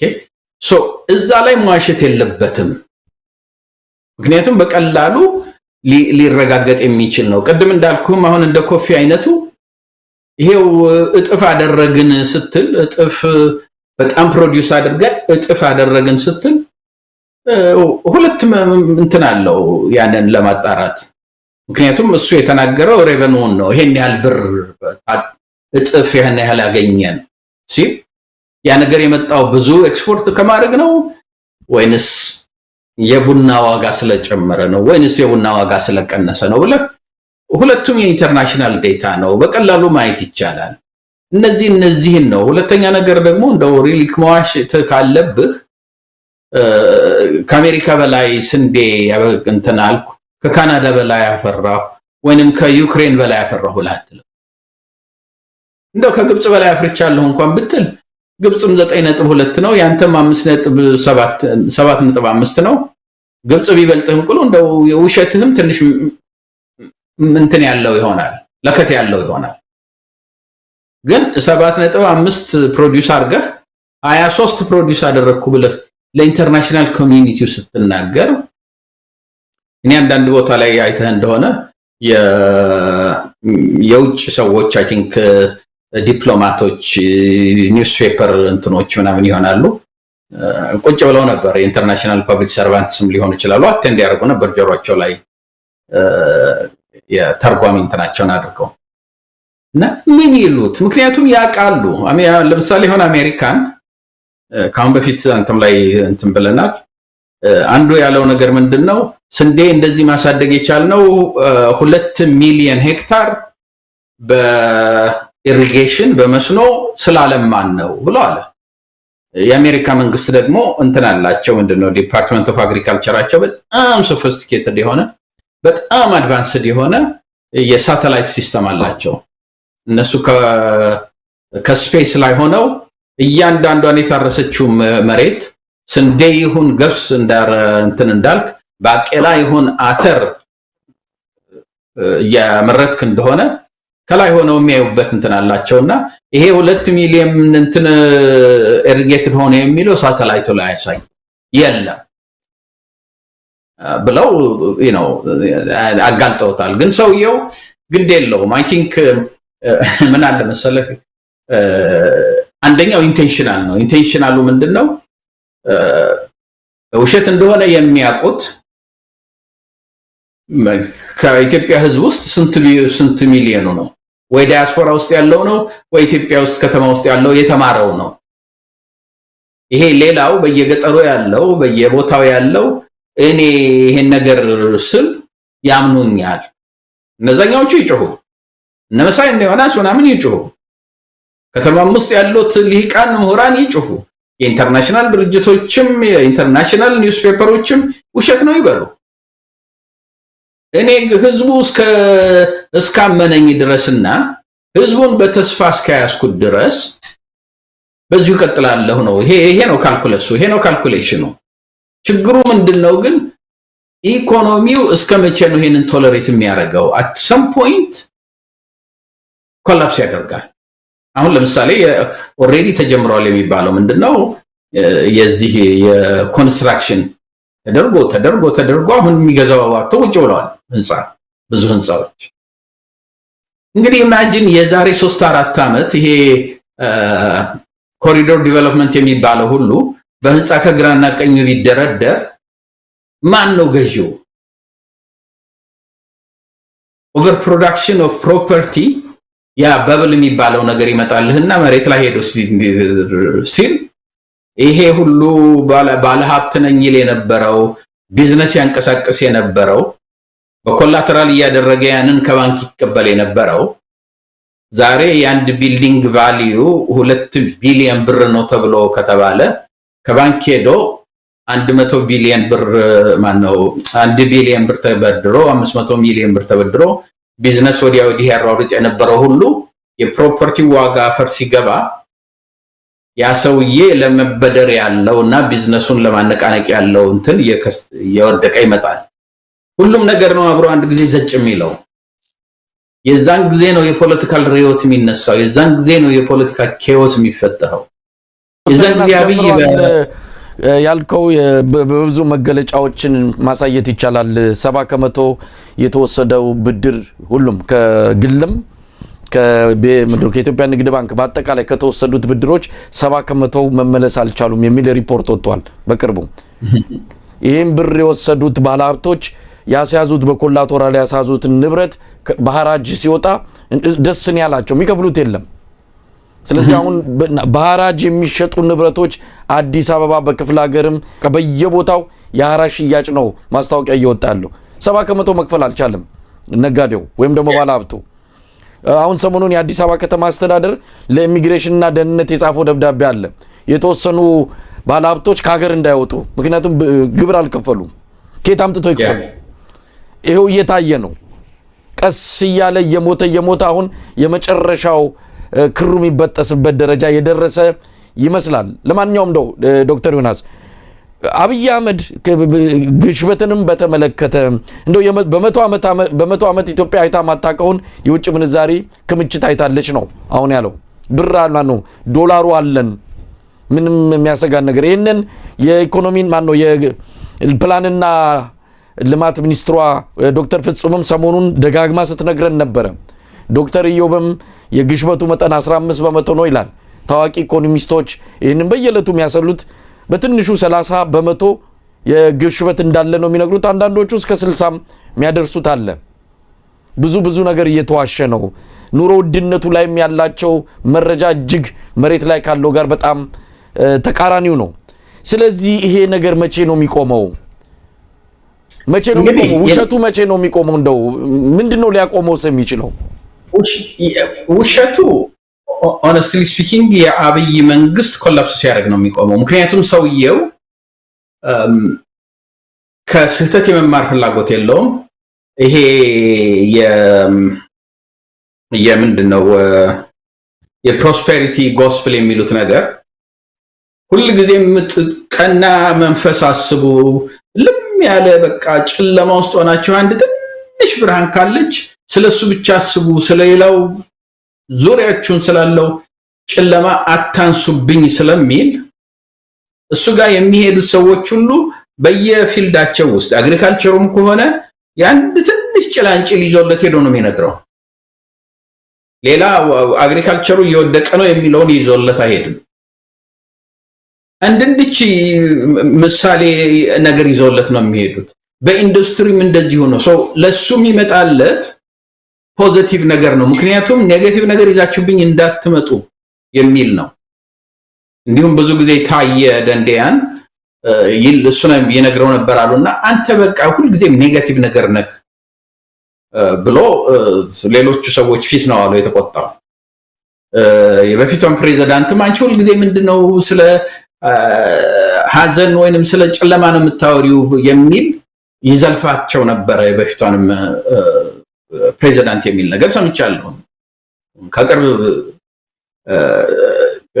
ሰዎች በመንግስት ውስጥ በስልጣን አካባቢ ካሉ ሰዎች እና በጣም ይፈራል። ስለዚህ አንደኛ እሱም ማየት አይፈልግም። ስለ ፖዚቲቭ ነገር ካወራችሁ ሁሉም ነገር ፖዚቲቭ ይሆናል የሚል እንትን ያለው አንዱ ሪሊ በተለይ በሚያስፈራ ሁኔታ ላይ ያለው ብዙ ጊዜም ደግሞ ለብዙ ሀገሮች በጣም ችግር እንትን ያለው የባንክ ችግር ነው። የባንኩ ችግር አሁን ለምሳሌ አይ ቲንክ እዚሁ ስብሰባ ላይ አንድ የፓርላማ ሰው አለው መሰለኝ ወይ ሌላ ቦታ ምብብ ይሆናል አላውቅም። ኖ ያ እዚሁ ስብሰባ ላይ ነው የተናገረው። የቤንሻንጉል ሰው የተናገረው ነው። የመንግስት ሰራተኞች አለ ትላንት ለጠቅላይ ሚኒስትሩ የተናገረው ነው። የመንግስት ሰራተኞች ደሞዛቸው ኤሌክትሮኒክሊ ነው የሚከፈላቸው፣ በባንክ ነው ዳይሬክትሊ ዲፖዚት የሚደረግላቸው። ባንክ ግን ሄደው ያንን ገንዘብ ለማውጣት ሲፈልጉ ከ500 ብር በላይ በቀን ማግኘት አትችሉም ይባላል ደሞዛቸው። እንግዲህ ኢማጂን ያ ሰውዬ ሜቢ ለእናትና ለአባቱ አንድ ካለችው ደሞዝ ላይ ቀንሶ መላክ ይፈልግ ይሆናል። በባንክ ኤሌክትሮኒክሊ በስልኩ ምናምን የገንዘብ እንትን የሚያቀባብለው ከፖፑሌሽናችን ውስጥ ስንቱ ነው? አሁን ጉሊት ሄደህ ባለቤትህ ጉሊት ሄዳ ቡናም እንደነው ሽንኩርትም ወይንም ደግሞ እሷ ከሆነች ሰራተኛዋ ባልየው ሄዶ ሽንኩርትም ቡናም ምናምን ገዝቶ ከጉሊት ለመምጣት የጉሊት የሚሸጡትን ሰዎች ኤሌክትሮኒክሊ ላስተላልፍላችሁ ነው የሚለው ወይንስ ገንዘብ ይዞ ከፍሎ ነው የሚገዛው? እና ደሞዝህን እንኳን ዊዝድሮ ልታደርግ የማትችልበት ደረጃ ላይ የደረስንበት ምክንያት አለ። ይሄም ምክንያት ምንድነው? ብር በጣም መታፈን አለበት። ብር እንትን ካደረጋችሁ ምንድነው የዋጋ ግሽፈቱ እየጨመረብን ይመጣል። እጁ ላይ ሰው ብር ከሌለው አይገዛም። ብዙ ሰው ደግሞ አንድን ነገር ለመግዛት ካልተረባረበበት በስተቀር ዋጋ አይጨምርም። ስለዚህ ብሩን እስከከለከላችሁ ድረስ ዕቃ አይገዛም። ዕቃ ብዙ ዲማንድ እስከሌለው ድረስ ዋጋ ይወርዳል። ይሄ ነው እንትኑ። የዚህ ግን መጥፎነቱ ምንድነው? ገንዘብ ተበድሮ ትንሽ ቢዝነስ መስራት የሚፈልግም ሰው አለ። እንኳንስ ለመበደር ይቅርና ቀደም እንዳልኩት አንተ ባንክ ውስጥ ለምሳሌ አሁን 500 ሚሊዮን ብር ካለህ አሁን የሚሸጠውን ጨረታ መግዛት ከፈለክ የራስህን ገንዘብ ከባንክ መበደር ነው የራስህን ገንዘብ ለማውጣት ስትሄድ አይ በቀንማ ከዚህ በላይ ማውጣት አትችልም ይለዋል። እንደዚህ አይነት ሁኔታ ባለበት አገር ውስጥ አንድ እንዴት ሆኖ ነው ኢኮኖሚ የሚያድገው? በመጀመሪያ ደረጃ። ሁለተኛ ነገር ደግሞ አሁን በየቀኑ ታክስ ይጨመርበታል ህዝቡ ላይ። ዛሬ የዚህ ነገር ታክስ ይባላል፣ ነገ የዚህ ነገር ታክስ ይባላል። አሁን ደግሞ የዚህ የዩኤስኤአይዲ ይመጣልን የነበረው እርዳታ ስለተቋቋመ ያንን ሉዝ ያደረግነውን በታክስ መሰብሰብ ማግኘት አለብን በሚል ደግሞ አሁን በዛም አዲስ ታክስ ድራፍት እየተደረገ ነው።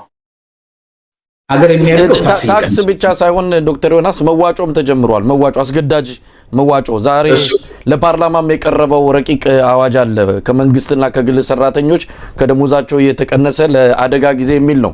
ዋናው ብሩ መሰብሰብ ነው የተፈለገውና ለፓርቲ መዋጮ፣ ለፓርቲ ህንጻ፣ ለሚሊሻ ከግብሩ በተጨማሪ አሁን እንደውም ግብሩ አይደለም ሰውን እያማረረ ያለው ከምንም በላይ መዋጮ ነው። ከፍተኛ ገንዘብ ይሰበሰባል።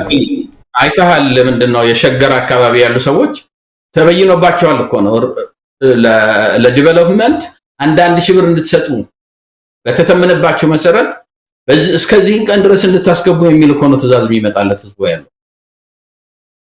ታክስ ይጨምርበታል። ገንዘብ ዛሬ የገበታንትን መዋጮ ይላል፣ ነገ የኮሪደር መንትን መባያ ይላል ጠቅላይ ሚኒስትሩ። እንደዚህ አይነት ሁኔታ ላይ ኢኮኖሚ ሊያድግ አይችልም። ገንዘብ ሰርኩሌት በማያደርግበት ሀገር እንደዚህ ከ500 ብር በላይ ማውጣት አትችልም በሚባልበት ሀገር እንግዲህ ባንክ ነው ደምስሩ፣ የገንዘብ የኢኮኖሚ ደምስር ባንክ ነው። ባንኩ ያንን ኢኮኖሚውን እንዲሸራሸር ድል ካልከፈተለት በስተቀር ለመግዛትም ለመሸጥም ደግሞ ብር ያስፈልጋል። እሱ እጅ ውስጥ እንዳይገባ የሚደረግበት ሁኔታ ባለበት በመጀመሪያ ደረጃ ሰከንድ የታክስ በርድኑ ዳይሬክት የታክስ በርድን እና የኢንዳይሬክት ታክስ አሁን እንዳልከው የግድ መዋጮው አቧጦ የሚባለው በሚደመርበት ጊዜ ቴኮም የሚባለው የሰው ገቢ በጣም በጣም በጣም እያነሰ ነው የሚሄደው። እንኳንስ ከዛ አስተርፎ ሴቭ አድርጎ አንድ ሀገር ለማድረግ የግድ ሴቭ መደረግ አለበት ገንዘብ። እንኳንስ ሴቭ ለማድረግ ይቅርና ራሱንና ቤተሰቦቹን የሚመግብበት ያጣበት ሁኔታ ላይ ነው ያለው። እኔ የዛሬ 8 ወር ገደማ ነው ልበል አንድ ሰው እንደዚህ በፌስቡክ ምናምን የሚያቀኝ እኔ አላውቀውም፣ ያው እሱ ግን በምጽፈው በማወቅ ብቻ ነውና በዛን ወር ውስጥ ወደ 8 ነበር ያገኘሁት። እኔ ካሁን በኋላ ማንንም መርዳት አልችልም ብዬ ከጻፍኩ በኋላ ነው አሁን እሱ የቀነሰውና ሰውየው ሲናገር እሱም ባለቤቱም ኮሌጅ ዩኒቨርሲቲ ግራጁዌቶች ነበሩ። እሷ 2 ልጆች አሏቸው። አንደኛው 3 ወር፣ አንደኛው 5 ዓመት ወር፣ አንደኛው 3 ዓመት፣ አንደኛው 5 ወር እንደዚህ ናቸውና የ5 ወሩን ልጅ ጡት እንኳን ማጥባት አልቻለችም። የምንበላው እየጠፋ እና እንደው እስቲ ባክህን እኔ አፍራለሁኝ ስጠይቅህ ማላውቀውን ሰውና ባክህን እርዳን። እንደው አንድ ፋሚሊ እኮ ብትረዳ አንድ ነገር ነው። ሌላው እንደዚሁ ሚስቴ ታማ ቤት ተኝታለች። ሁለታችንን በምንሰራበት ጊዜ የቤት ኪራይ ከፍለን ራሳችንን መደገፍ የምንችልበት ላይ ነበር። አሁን ግን እሷ ታማ ሆስፒታል ቤት ስለተኛች የቤት ኪራይ ከፍለን ለእጃችን የሚቀረው ለምግብ እንኳን በቂ አይደለምና እባክህን እርዳን ምናምን ብሎ የላከልኝ ሰው ነበር። 2 የዩኒቨርሲቲ ተማሪዎች አሁን በየቦታው ላይ በየኢንተርኔቱ ላይ የምታየው ኢንጂነሪንግ ዲግሪ ያላቸው ሰዎች ጫማ ሲጠርጉ ታያለህ። ኢንጂነሪንግ ዲግሪ ያላቸው ሰዎች መንገድ ጠራጊ ሆነው ታያለህ። ይሄን ደግሞ ምን ይሉናል? አሁን አብይ ከመጣ ጀምሮ በአቨሬጅ በአማካይ 7% ያደገ ኢኮኖሚ ይሉሃል። ኢኮኖሚው 7% የሚያድግ ሀገር ቢያንስ ከተማ ውስጥ ያለውን የፕሮፌሽናል ክላሱን ሰፖርት ያደርጋል። እንደው ሌላውን ተው፣ በየመንገዱ ያልተማረውን ስራ ማግኘት ያልቻለውን ምናምኑን ተው። የዩኒቨርሲቲ ግራጁዌት ስራ ያለው ፕሮፌሽን ያለው ኢንጂነር፣ ነርስ፣ ዶክተር፣ ሜዲካል ዶክተር እነዚህ ያሉበት እንትን ላይ ነውና አንዱ ምን አለኝ ሰሞኑን አንድ የሜዲካል ዶክተር ስራ ያለው አለኝ። እንግዲህ ስራ የሌለውን ተው፣ ስራ ያለው ሌዘር ኮት ለመግዛት እቁብ ይገባል። እኔ በነበርኩበት ጊዜ ኢትዮጵያ በነበርኩበት ጊዜ እንግዲህ የዛሬ 40 ዓመት 45 ዓመት ዶክተር ከሆንክ እንደገና እንደወጣህ ነው መኪና የሚኖርህ ቤት የሚኖርህ የትልቅ ፕሮፌሽን ነበርኮ። አሁን የቆዳ ኮት ለመግዛት እቁብ ገብቻለሁ አለኝ አንድ ሜዲካል ዶክተር ብሎ እንትን አደረገ። ያን በዛ ደረጃ ያለንበት ቦታ ላይ 7% እያደግን ነው። እንዲሁም ምን አለ መሰለህ በ2024 8.1% ነው ያደግነው አለ ፕራይም ሚኒስተር። በኢትዮጵያ ታሪክ ውስጥ ታይቶ የማይታወቅ ነገር ነው በዚህ ደረጃ እድገት አለ። ከ2010 እስከ 2017 በቲፒኤልኤፍ ጊዜ እኮ የወርልድ ባንክ እና የአይኤምኤፍ እንትን 9.4 አድጓል ይል ነበር።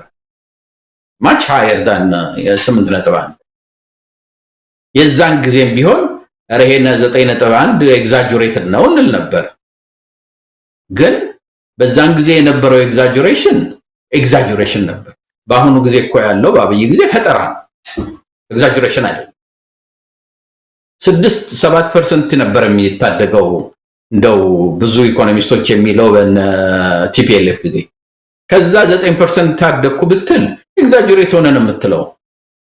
2% እያደግ 8.4% 8.1% ታደግኩ ስትል ወይንም 7% ታደግኩ ስትል ያ ፈጠራ ነው፣ ከኤግዛጀሬሽን በላይ ነው። እና የሚያስፈራ ሁኔታ ላይ ነን። ሪሊ ሰው ስለ ኢኮኖሚ ያወራል፣ ስለ ሴኩሪቲ ያወራል።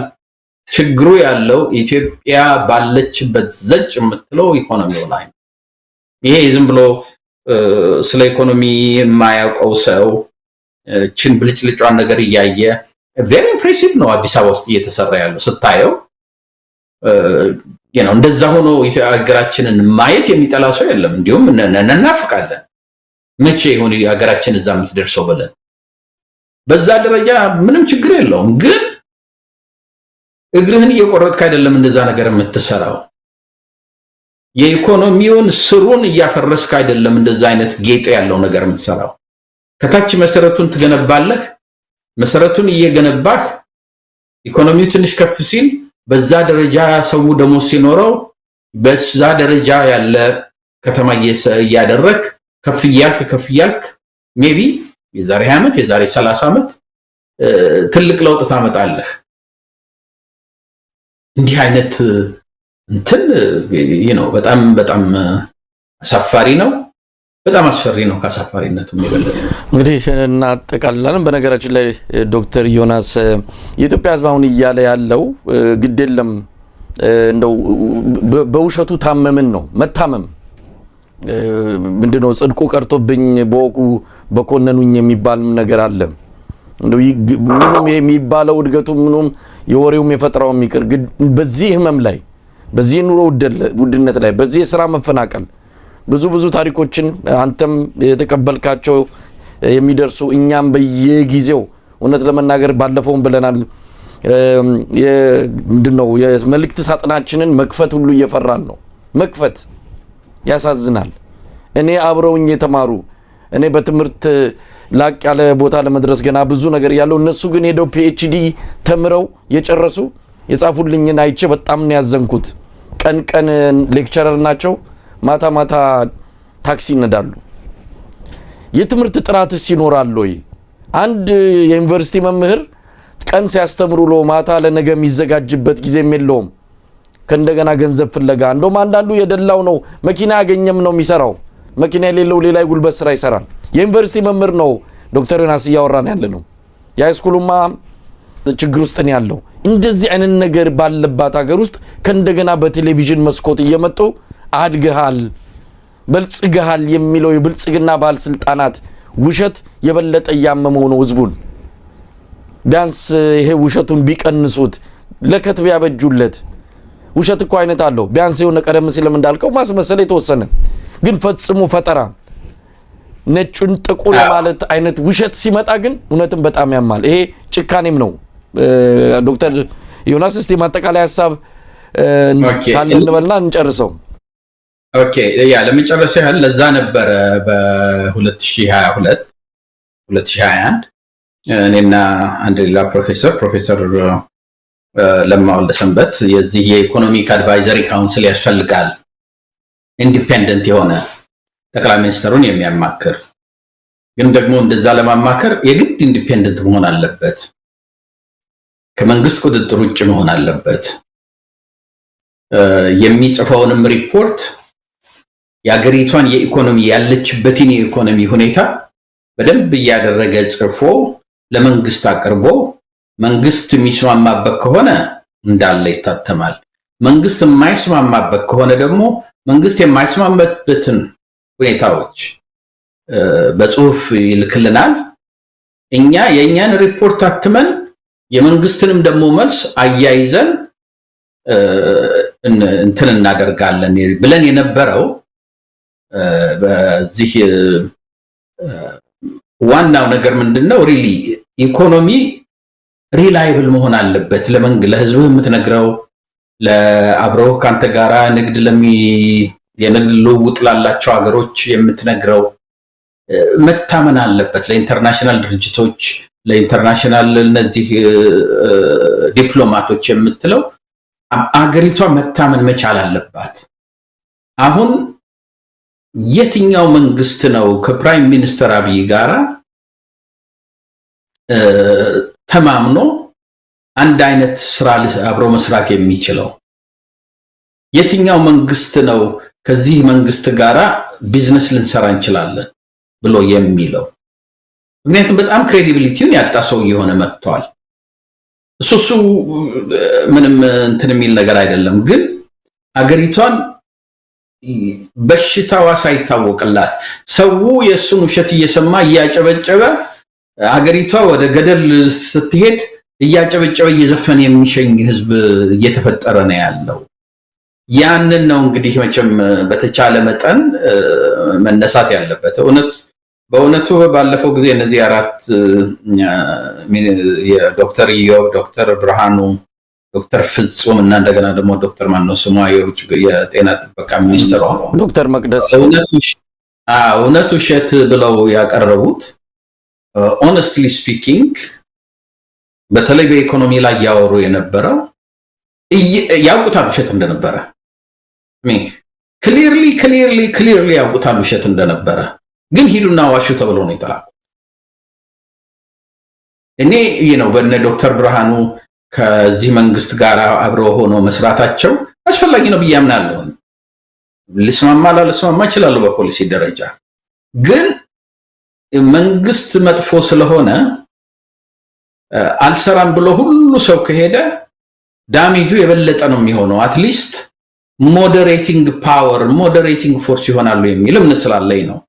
አሁን ከነዚህ መንግስት ካለው መንግስት ጋር ሰርተዋል ብለው በቀን ከሌሊት ሲሰድቧቸው ምናምን ሳይ እኔ በሱ አልስማማም። ማንኛውም ሰው ከመንግስት ጋር አብሮ መስራት መቻል አለበት። ግን አብረህ ከመንግስት ጋር በምትሰራበት ጊዜ በተቻለ መጠን ነው ጠቅላይ ሚኒስትሩ ያለውን ሁሉ ትቀይራለህ ማለት ሳይሆን እንደው መሰረታዊ በሆኑና የአገርን ሊያፈርስ የሚችል ደረጃ ላይ ኢኮኖሚ ወደዛ እየሄደ ነው የሚለውን ያንን ህዝቡ እንዳይገባው ወይንም ደግሞ ህዝቡ ለዛ ኮንሰርንድ ሆኖ አንድ ለውጥ የሚመጣበትን መንገድ እንዲያመጣ እንዳይሞክር ወጥተው እንደ በዛ ደረጃ ውሸት በተለይ ዶክተር ኢዮቢል የነበረው ነገር as a professional economist የሚያሳፍር ነው። የራሱን ክሬዲቢሊቲ ለጥያቄ የሚጥል ነው። የሚናገረው ነገር ውሸት እንደሆነ ያውቃል። ምክንያቱም አይነው ጥሩ ትምህርት ቤት ነው የተማረው ከፒኤችዲውን ያገኘው ከሜሪላንድ ዩኒቨርሲቲ ነው። ፒኤችዲ ፕሮግራማቸው በኢኮኖሚክስ አሉ ከሚባለው ትምህርት ቤቶች ነው። ዝም ብሎ ይሄ ጠንካራ አይደለም የሚባል ትምህርት ቤት አይደለም። በጣም በጣም ብቃት ያለው ትምህርት ቤት ነው እና ከዛ አይነት ትምህርት ቤት ወጥቶ ተሳስቶ ነው ወይንም ኢኮኖሚው ሳይገባው ቀርቶ ነው ብሎ ለመቀበል አይቻልም። ኢንቴንሽናሊ እያወቀ ነበር ሚስሊድ የሚያደርገው። ፍጹም የምትባለው ሚኒስተር ዶክተር ፍጹም የምትለው ነገር ሁሉ ምክንያቱም እሷ ነች ፖሊሲውን የምትሰራው ዳታው የሚመጣላት እሷ ጋር ነው። እንኳን በፒኤችዲ ደረጃ የተማረ ሰው ይቅርና እንደው ኢኮኖሚስት በባችለር ደረጃ ኢኮኖሚስት የተማረ ሰው የሚመጣለትን ዳታ አንብቦ ይሄና ይሄ ነገር የሚጣጣም አይደለም ብላ መገመት የምትችልበት ደረጃ ላይ ነች ያለችው የሚል እምነት አለኝ። የእውቀት እጥረት ነው ብዬ አላስብም። ግን በቃ አይዘር ፍርሃት ነው ይሄ ሰውዬ የሚቃወሙትን ያስራል፣ አለበለዚያ ደግሞ አሁን በሹፌር እየተነዳሁኝ ትልቅ ቦታ ላይ ነው ያለሁት፣ ስለዚህ እንደዚህ አይነት ፖዚሽን እኔ ለምን ብዬ ነው እሱን ደስ የማይለው ነገር ተናግሬ ይሄንን ፖዚሽን ማጣው ከሚል ይመስለኛል። ግን ወጥተው ለኢትዮጵያ ሕዝብ የተናገሩት ነገር በተለይ በኢኮኖሚው ላይ ከመጀመሪያ ጀምሮ እስከ መጨረሻው ድረስ ያለው ቅጥፈት ነው።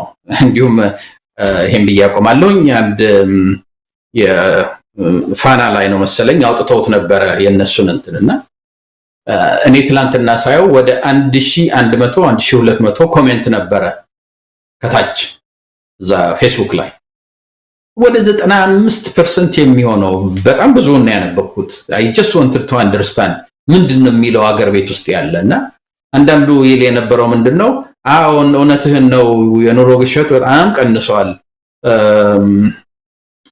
ዘይት ወይንም ቤንዚን ከ300 ብር ወደ 900 ብር ቀንሷል፣ ዘይት ከስንት ወደዚህ ቀንሷል እያሉ ያሳዩ የነበረው የዋጋ ጭማሪ እጥፍ ከእጥፍ በላይ ያሳዩ ነው።